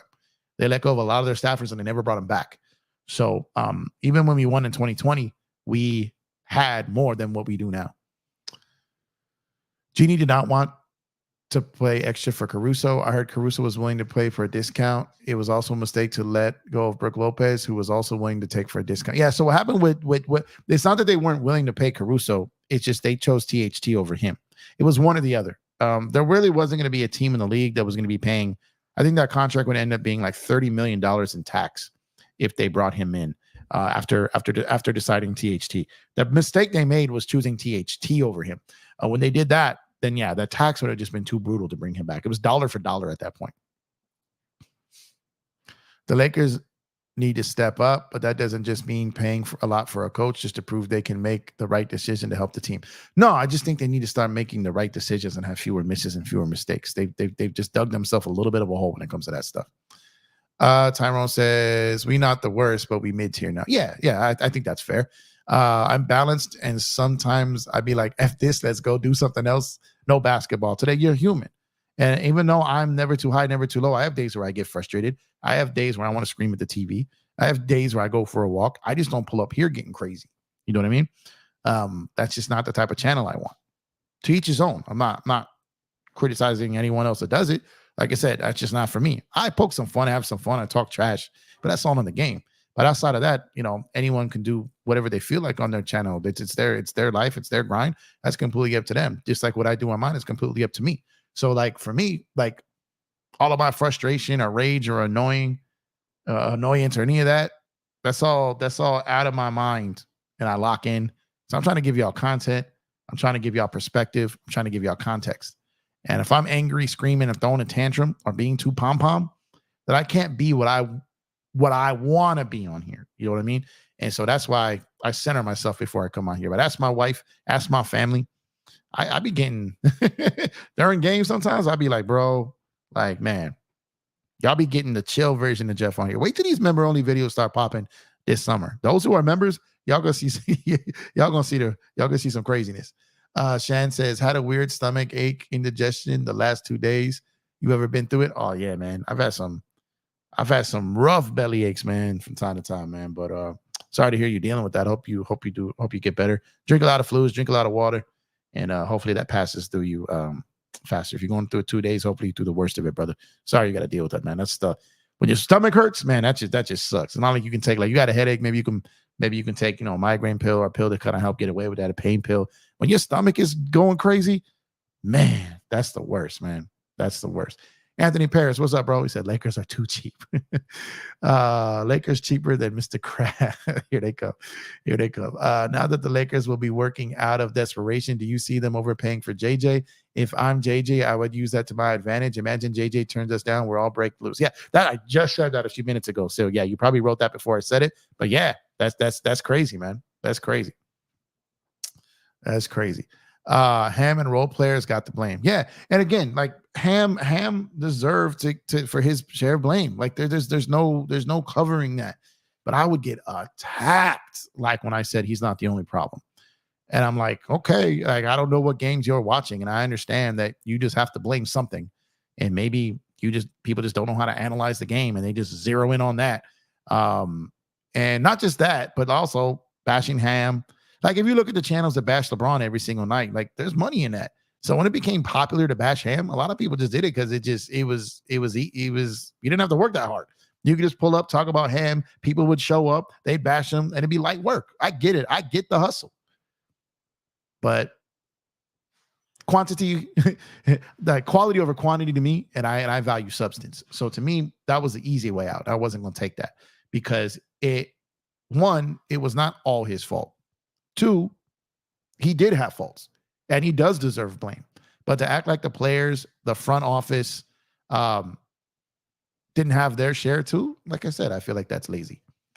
Judah says, Jeff, all I know is if JJ becomes the coach, we got to knock on the Clippers door for PJ Tucker. Last time referencing this. Y'all got to leave Lamont alone, man. Y'all got to leave Lamont alone. What's going on, Judah? Oh, man. Shan says, I'm guessing penny pitching is in the Bus family. It's not just, it sucks because, okay, so Shan, let me ask you this. Like, could you just roll up and buy a G-Wagon today? Could you just pull up and get a Rolls Royce today? Like sometimes it's not being cheap. Sometimes it's just having a budget. Sometimes it's knowing it's living within your means. It's not always about being cheap, right? And maybe you can pull up and buy those things. And if you can, salute to you. God bless you. But like I said, like sometimes it's not just about being cheap. Sometimes it's about that's just what you have. And, you know, sometimes people got to live within their means. And it's frustrating from a fan perspective. We're like, F that. We don't care. Spend it. And I understand it. And here I am saying spend $100 million. I don't care. So I'm kind of being a little bit of a hypocrite right now. But I said there's sometimes, like I said about Dr. Buss, is he had his moments where he was cheap too. He had his moments because he didn't have the money like some of these other owners did. But when it was his guy, when it was what he wanted, when he was locked in on something, he went and got it. He'd borrow money. He'd go bankrupt. Jeannie has not done that. She hasn't done that desperation Hail Mary move yet. We need to see that. But Dr. Buss had issues too with money when it came to that. And like I said, Jeannie just hasn't had that F that debt. I'm going to get it done moment yet. And that's no shade to her, you know? It's no shade to her. She's different. You always see something different from when a business is inherited versus the person who got it out the mud and built it. It's always something different. James Dolan is not his father. James Dolan is a great businessman. He's just not a very good NBA owner. Great businessman. Jeannie Buss is a great businesswoman, just not a great NBA owner per se when it comes to making on-court basketball decisions. I think in her darkest nights or what keeps her up at night is probably some of that. And that's okay because, again, it wasn't supposed to be her doing that. It was supposed to be her brother who Dr. Buss picked, and it was the wrong choice. So I cut her a little slack there. I think Jeannie's great. I think she's a great ambassador of Laker Nation. I think she's great in her role on the business side, building the brand and continuing that brand of Laker basketball. But Jeannie's going to have to find someone for that other thing, the operational side of basketball. Same here, Jeff, not a Bron fan, and I don't hate him either. I embraced him when he came here and won us a championship, so I'm thankful to him. What's happening to the team now is a multitude of things. Yeah, I got no issues with Bron from the standpoint of blaming him. You know what I mean? Is he perfect? Again, no. Kobe wasn't perfect. Magic wasn't perfect. Shaq wasn't perfect. And if I can speak on their flaws, I'm allowed to speak on LeBron James's flaws. It's no shade. It's not hating. There is no perfect basketball player on or off the court. That's just what it is. Where am I? Again, I lost the chat again. Why'd I keep doing this? This whole thing was embarrassing. It feels like we told everyone who we wanted to take to lunch, and then our card bounced when we tried to pay for the lunch. What the That's a great analogy. That's great, man. Shan says, makes me wish the Lakers had an owner like Ishiba or Ballmer. I mean, they got the Dodgers ownership group as part of their own shares within the Lakers. They just don't have a big enough share. That means Sam Cassell is equal to Ham. I don't know. That's what I'm saying. I don't know, but I'm saying their assistant coaching paths are parallel. So what I'm saying is I think, well, Sam Cassell is more fiery. He's more engaged. I think Laker fans would like his demeanor more. He's not going to sit back and look like he doesn't know what he's doing out there, even if he does. So there is something different there. I'm just gonna call you D because I don't know. I don't know. I don't want to butcher your name here. I don't believe he was 100% seriously considering leaving when the Lakers gave him an offer. Why wouldn't he have an agent counter the offer if he was really wowed like he claims? No, I hear you. That's fair. I think that offer leaked was kind of them leaking what the number would take is what I think it was. That number never came. He declined. That's just me. Kyrie legacy cooked. Kyrie's legacy has been cooked like 4 or 5 times. He keeps coming back and surviving. So we'll see. But yeah, like, you know, all them Kyrie ball washers and all them Kyrie pom-poms. No disrespect, Lakers all day. I know you got your Kyrie PJs and all that, but but all those people who are just acting like Kyrie was Kobe. I mean, been trying to tell you, man. Stop living in the moment so much. Don't get too high. Don't get too low. Let things play out. Bridget says, feels like time for Magic to step in. I don't think that's going to happen, man. Big baby, what's going on, my guy? I'm not watching tomorrow night's game. Make sure to pull up our big baby, man. He's got a channel. Go ahead and subscribe to him over there, man. That's funny. Boston winning the championship is going to make me very pissed off, and I'm not going to congratulate them because why would I congratulate a rivalry? Nah, I mean, you got to be gracious in victory and in defeat. If they win, I'm going to congratulate them. I had Celtic fans that congratulated me when we won in 2020. I'm going to return the favor. I don't look. I love beating them. I hate losing to them, but I congratulate every single NBA champion because they're the champions. I give every single NBA champion the credit they deserve. I'm not going to be that guy that gets upset for people not giving us our credit and then not give them their credit. Like, I'm not going to do that. I don't like the people who don't give the Lakers their bubble credit. I don't like it. And a lot of them are Celtics fans. I understand that. But at the end of the day, I'm not going to become what I don't like in others. So them not giving us our credit, I think, is whack. So I'm going to rise above that and congratulate them for winning a championship. That's just, I feel, is the right thing to do. I congratulate every champion. I may throw a joke or two in there. I could talk some trash. But outside of that, they're the champs. I respect championships. Dallas fans legit want to trade Kyrie now. D'Lo, Rui, Hayes for Kyrie. Oh my God. The worst thing that could happen was Kyrie having a bad finals and then making it potential to them looking to move him. And then the whole thing with the Lakers start over again. I do not want to live through that. I do, but Cuban won't. Yeah, that's what I'm saying. Big Baby says Jeannie Buss will never sell the Lakers. Nope, she won't. Lewis says, Jeff, would you get at the Lakers? Wait, sorry. Jeff, would you get at the Lakers day-to-day guy instead of Rob? I would get a president of basketball operations to run the day-to-day. Yes, I would. Purple and Gold says, have you heard about Kevon Looney might get cut? Jet Pepper for us, $5 million a year backup for AD. Yeah, in short minutes because he can't play in long stretches. He wouldn't be bad. I don't know how much he has left. I wouldn't count on him heavily. His body's starting to fall apart, and in today's game, he can't move very well, but he wouldn't be terrible. Braun getting on the phone lines ready for Kyrie. Facts. Jerry Buss learned to hire people who know what they're doing if you don't have that knowledge. Yeah, facts. He built the team around him, which you do. That's what you do. Bridget said, I agree with you, Jeff. JJ's a guy to me. I never swing for the fences. I don't just take, I'd rather swing for the fences. I don't just to take the safe guy and end up average because that gives me Darvin vibes. Yeah, you don't want a guy that you're going to have to fire in 2 years, man. Bridget says, Jeff talks to people who talk to people. Yeah. I tell you, I can't pick up the phone and call someone directly with the Lakers. I've never acted like I could. I've never told you guys that. But I can pick up the phone and call people who cover them.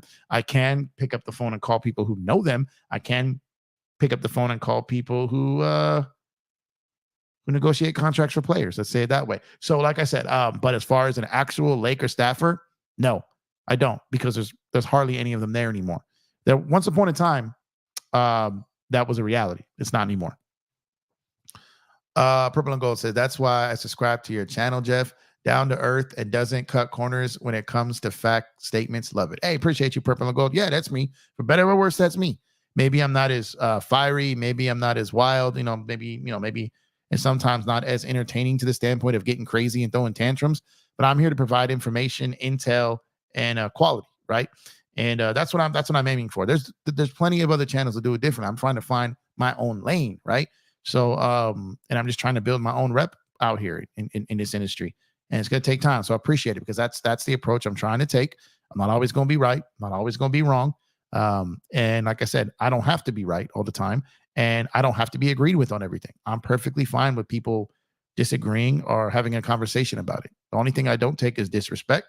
Outside of that, we good over here. You know what I mean? So I appreciate you. Tina says, let's go Lakers. Let's get back on track. I just want to get past this and get back to winning time. Yeah, we all do, Tina. We all do. It's very important to get to that, and hopefully we do sooner than later. We all need it in our lives for sure. Let me share. Maybe mind my business here. Jeff, you're doing a great job. Just keep being you. Hopefully the Lakers give us more good times the next season and for the future too. Thank you, Tina. I appreciate it. Like I said, it was a rough first season for me to start covering this team. I learned a lot, but and I felt like a lot. You know what I do take pride in. You know how many people have messaged me and told me that they come to my show after craziness, and I help calm them down. I kind of help them feel better about it. I kind of help.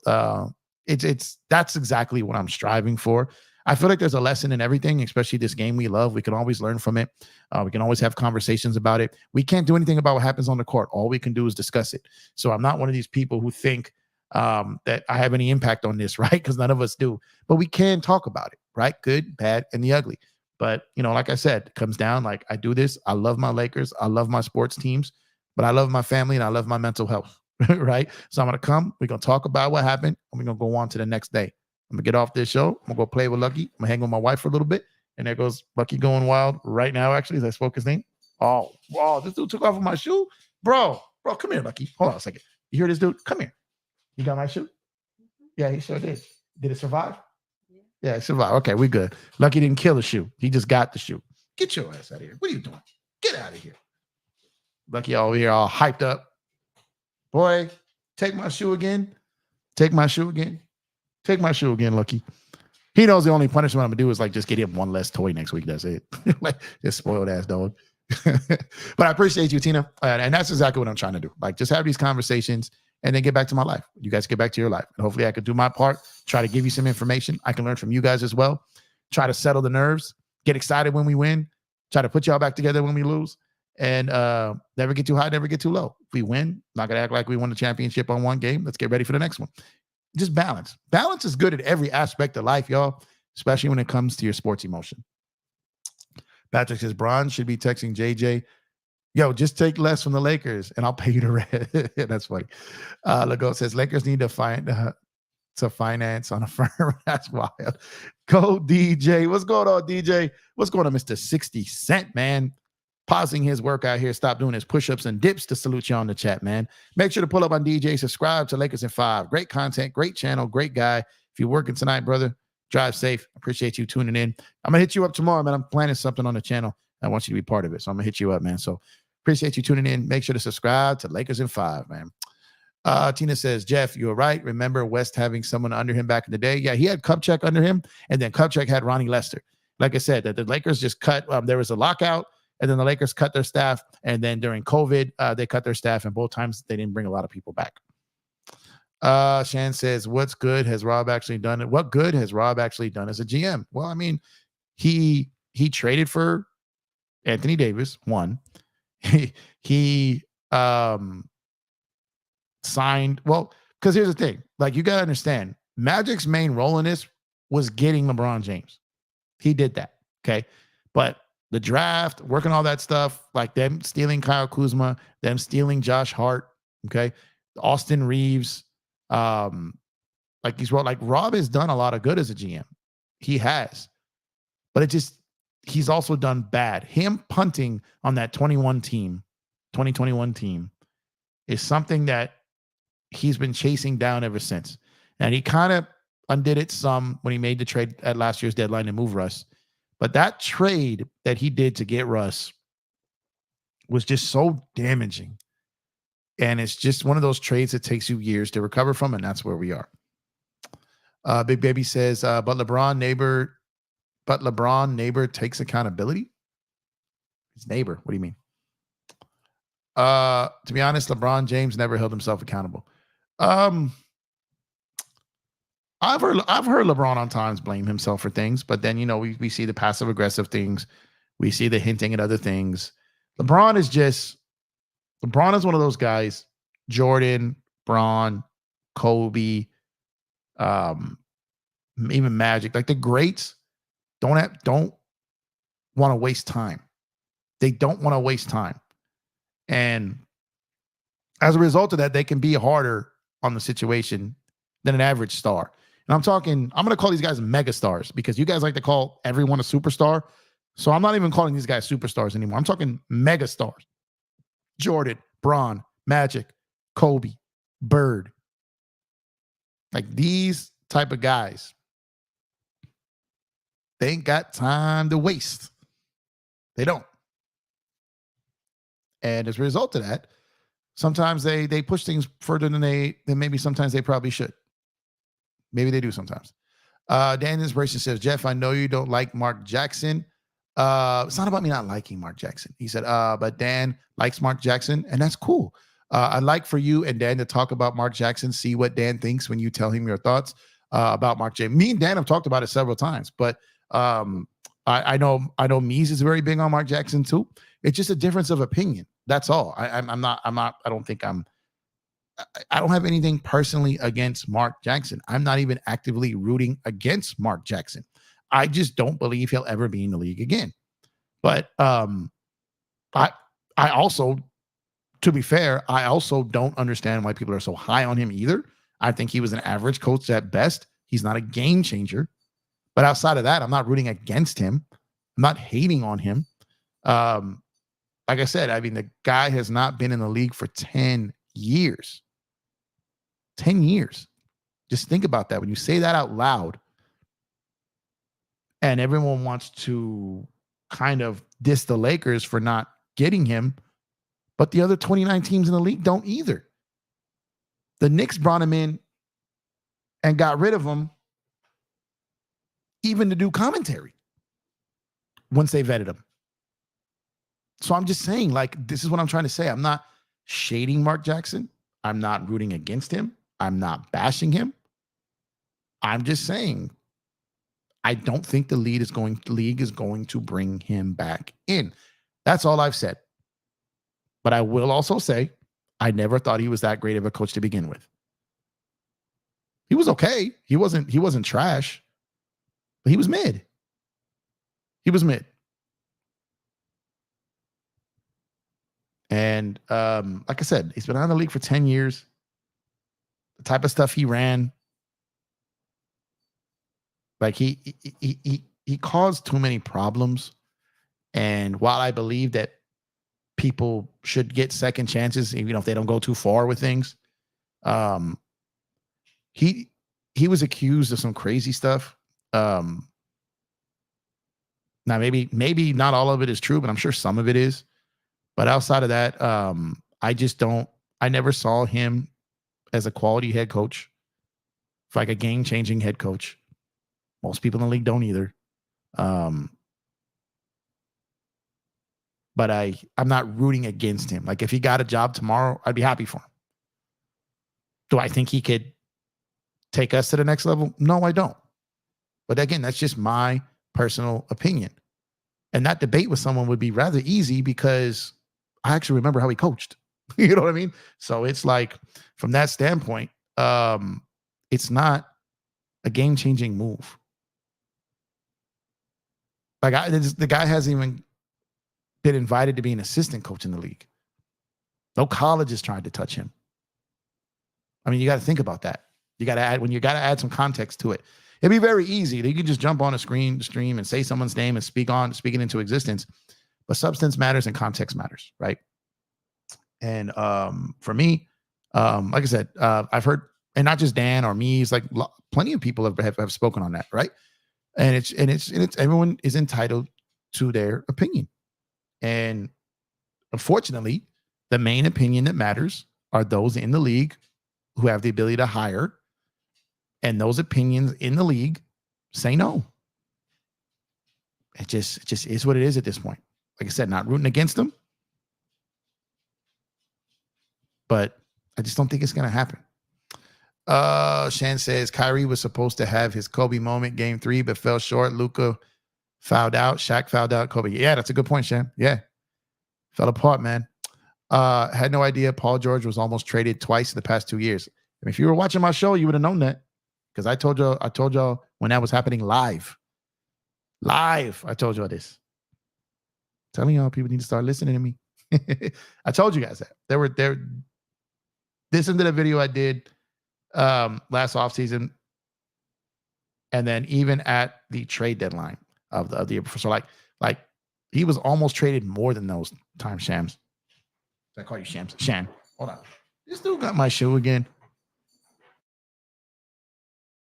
Sorry, Lucky the devil dog here. Hold on, guys. Thank you. Lucky over here turned up as hell. This dude is losing his mind. Shoosh, man. Spence, what's going on, man? Let's see. All love and all hate for the Lakers being a Celtics fan. What's going on, though? Y'all just gotta tie it up. Not better. Hope we don't grab 19, though. I respect. No, I hear you. You win, you get to talk trash. That's the way it is, man. That's the way it is. And even though you're a Celtic fan, but you're welcome here. A fan of any team is welcome here, man. Like I said, I'm not that guy that I've got friends that are Celtic fans. It's weird sometimes. It's fun for trash talk, but I mean, I'm not gonna cut off my friends because they root for the Celtics. You know what I mean? Like, but appreciate you tuning in. You're welcome here anytime, though, man. Looney 28 and talking about his body breaking down. Yeah, his body's been breaking down for a while, man. Chris says, ask her people if Lakers need a designer. Oh man. Clipper series is great.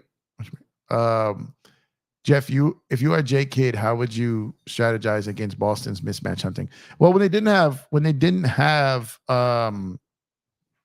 Porzingis, that kind of gave you an out there. So it's like if one of those two guys have it going, like, you try to force Jaylen Brown left. You try to kind of entice and seduce Tatum into shooting too many threes. But when they take and make threes, there's almost not much you can do. And Dallas, here's the thing about Dallas. We got to be realistic about Dallas. Dallas is the 5th seed in the West. So, like, at the end of the day, Dallas is now playing like the 5th seed in the West. And you guys know this. I told you guys this on Mother's Day. I was giving you guys hell about this on Mother's Day because I told you guys this was going to happen. I go, you guys are sitting here with your Wolves pom-poms and your Wolves tramp stamps. You guys are sitting here because of your short-term foolish pride. You're rooting too hard for Denver to lose. And I told you guys, I could deal with Denver winning it way more than the Celtics winning it. And the only team that could beat the Celtics is Denver. And y'all rooting for them to get out, you're just handing them 18. You guys know that. Chris, you was here that night. You guys know that. I was giving you guys hell. I goes, you guys are more worried about what Denver's doing than what Boston's doing right now. So I don't want to hear nothing about Boston winning this chip because y'all was out here going ballistic. Y'all, I'm going to start laughing. Y'all was legitimately out here changing teams' logos and calling them the Los Angeles Timberwolves. I still can't get this out of my mind. What are y'all doing? Oh, man. Lapse of judgment. Y'all slipped a little bit. I get it. Y'all was seeing red. Y'all was seeing red. But y'all was over here more worried about the Denver Nuggets and the Boston Celtics. Make it make sense. I tried to tell y'all. That was the only team that could have beat them. But that foolish pride gets dominated by logic every time. Big picture, people. Big picture. Who cares if Denver won one? Denver over Boston. 10 out of 10. Okay, moving on. Chris says, okay, my bad. Did I say that already? Yeah, I did. Let's see. Purple and Gold says, much respect, Spence. Good luck to you tomorrow. Yeah, like I said, I don't like, look, at the end of the day, it's basketball. I'm not playing. I'm not coaching. I'm not in the organization. I'm a diehard Laker fan. I'm not going to celebrate Boston winning. No. But if they win, they win. You know what I mean? It is what it is. It is what it is. Congrats. They've won 2 chips in 38 years. I'm not losing no sleep over that. Let me throw this up one time for Dante and for y'all that need to see it again. I'm not tripping, y'all. We the Towers, they the stilts over the last 50 years. Not tripping. Can't win them all. They can't lose them all. It be that way sometimes. They're a legendary franchise. They're going to win from time to time. Now, twice in 38 years? We would never. But shout out to y'all, man. Good job. It's cute. I'm just kidding. But what I'm saying, like, it is what it is, y'all. On to the next one, aka Dodger season. Football will be around the corner. Then Lakers will be around the corner again. Keep it pushing, keep it moving. Live it up. Jeff is our therapist. Sometimes I gotta be, man. Lucky ate your J's, remember? Yeah, man, he ate my J's, man. He ate a few pairs of my J's, man. That boy, Lucky, I love him. Pun intended, man. Lucky is lucky, I love him, man. Now that dog would have been evicted if I didn't, man. Chris says, don't let Lucky eat the penny cakes. Oh, man, no. See, the pennies, I never leave out. Those always go in the box. whether I'm drunk, no matter what it is, pennies go in the box. When I take and I should be doing these for the Jordans too. When I take the pennies out, I leave the box like right inside my bed, like right inside the door. So I put them away immediately.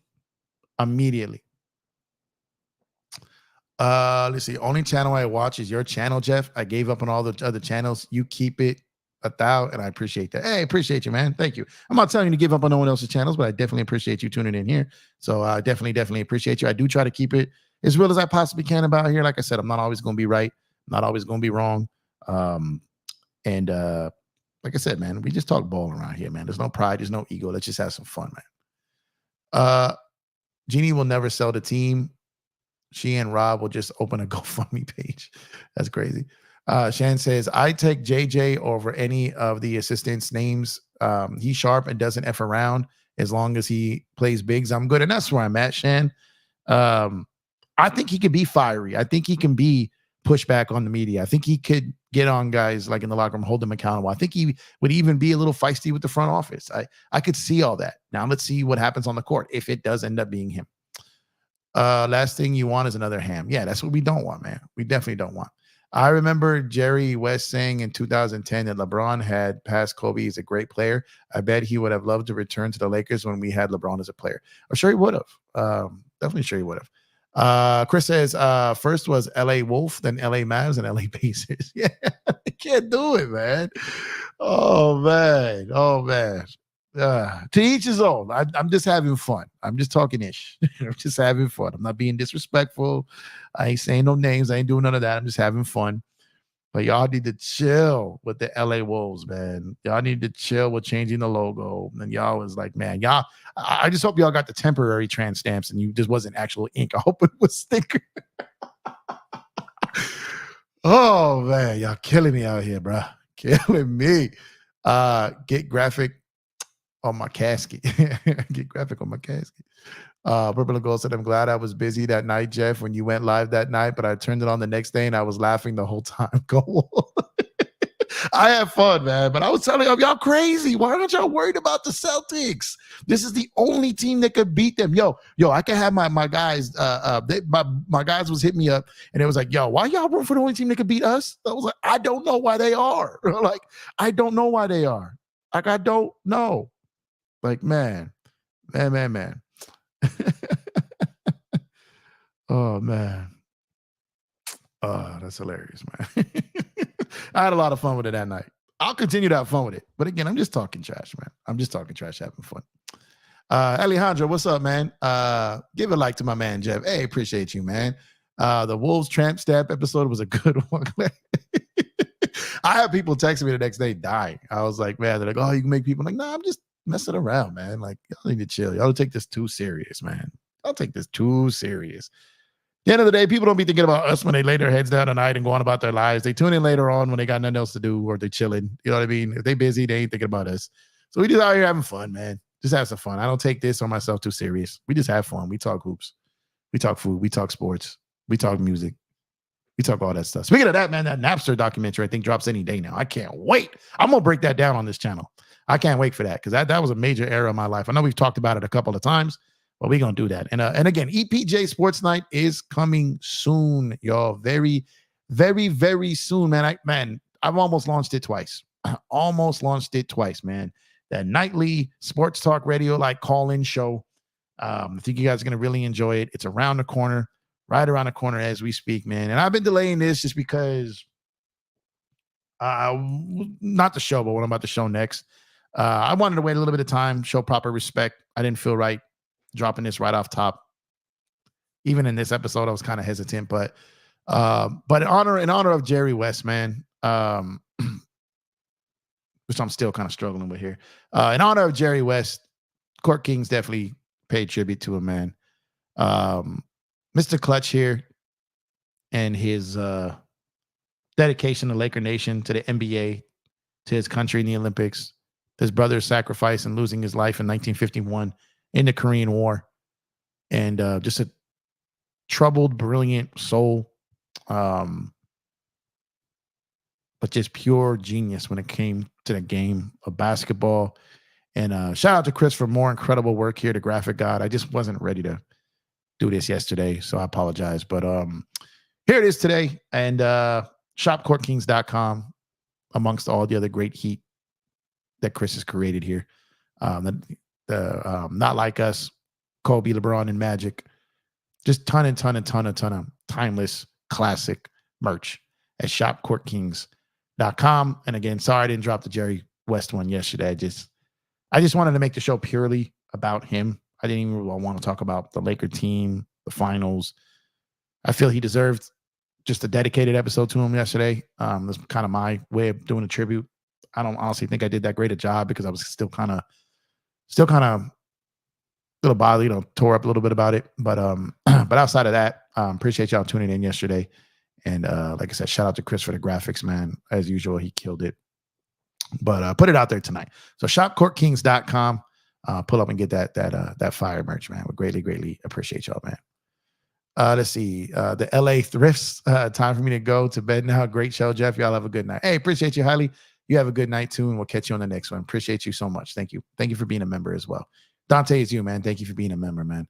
Bro, when I saw D'Lo made a post that said LA Timberwolves, like he posted it, I said, I'm done with them. Yeah. Oh, man. That whole situation was still funny to me, man. Stop teasing us with that. Just launch it. We get it'll get better with time. It's coming soon. I have a reason why I haven't launched it yet. But that's coming soon. What I wanted to initially do with the first episode, I'm probably not going to be able to line up in time. So it's going to come soon. But that what I wanted to plot and plan. These shows, even this one tonight, the one last night, I don't know if I'm going to do a show on every night or not. I don't know what particular day I'm doing a show.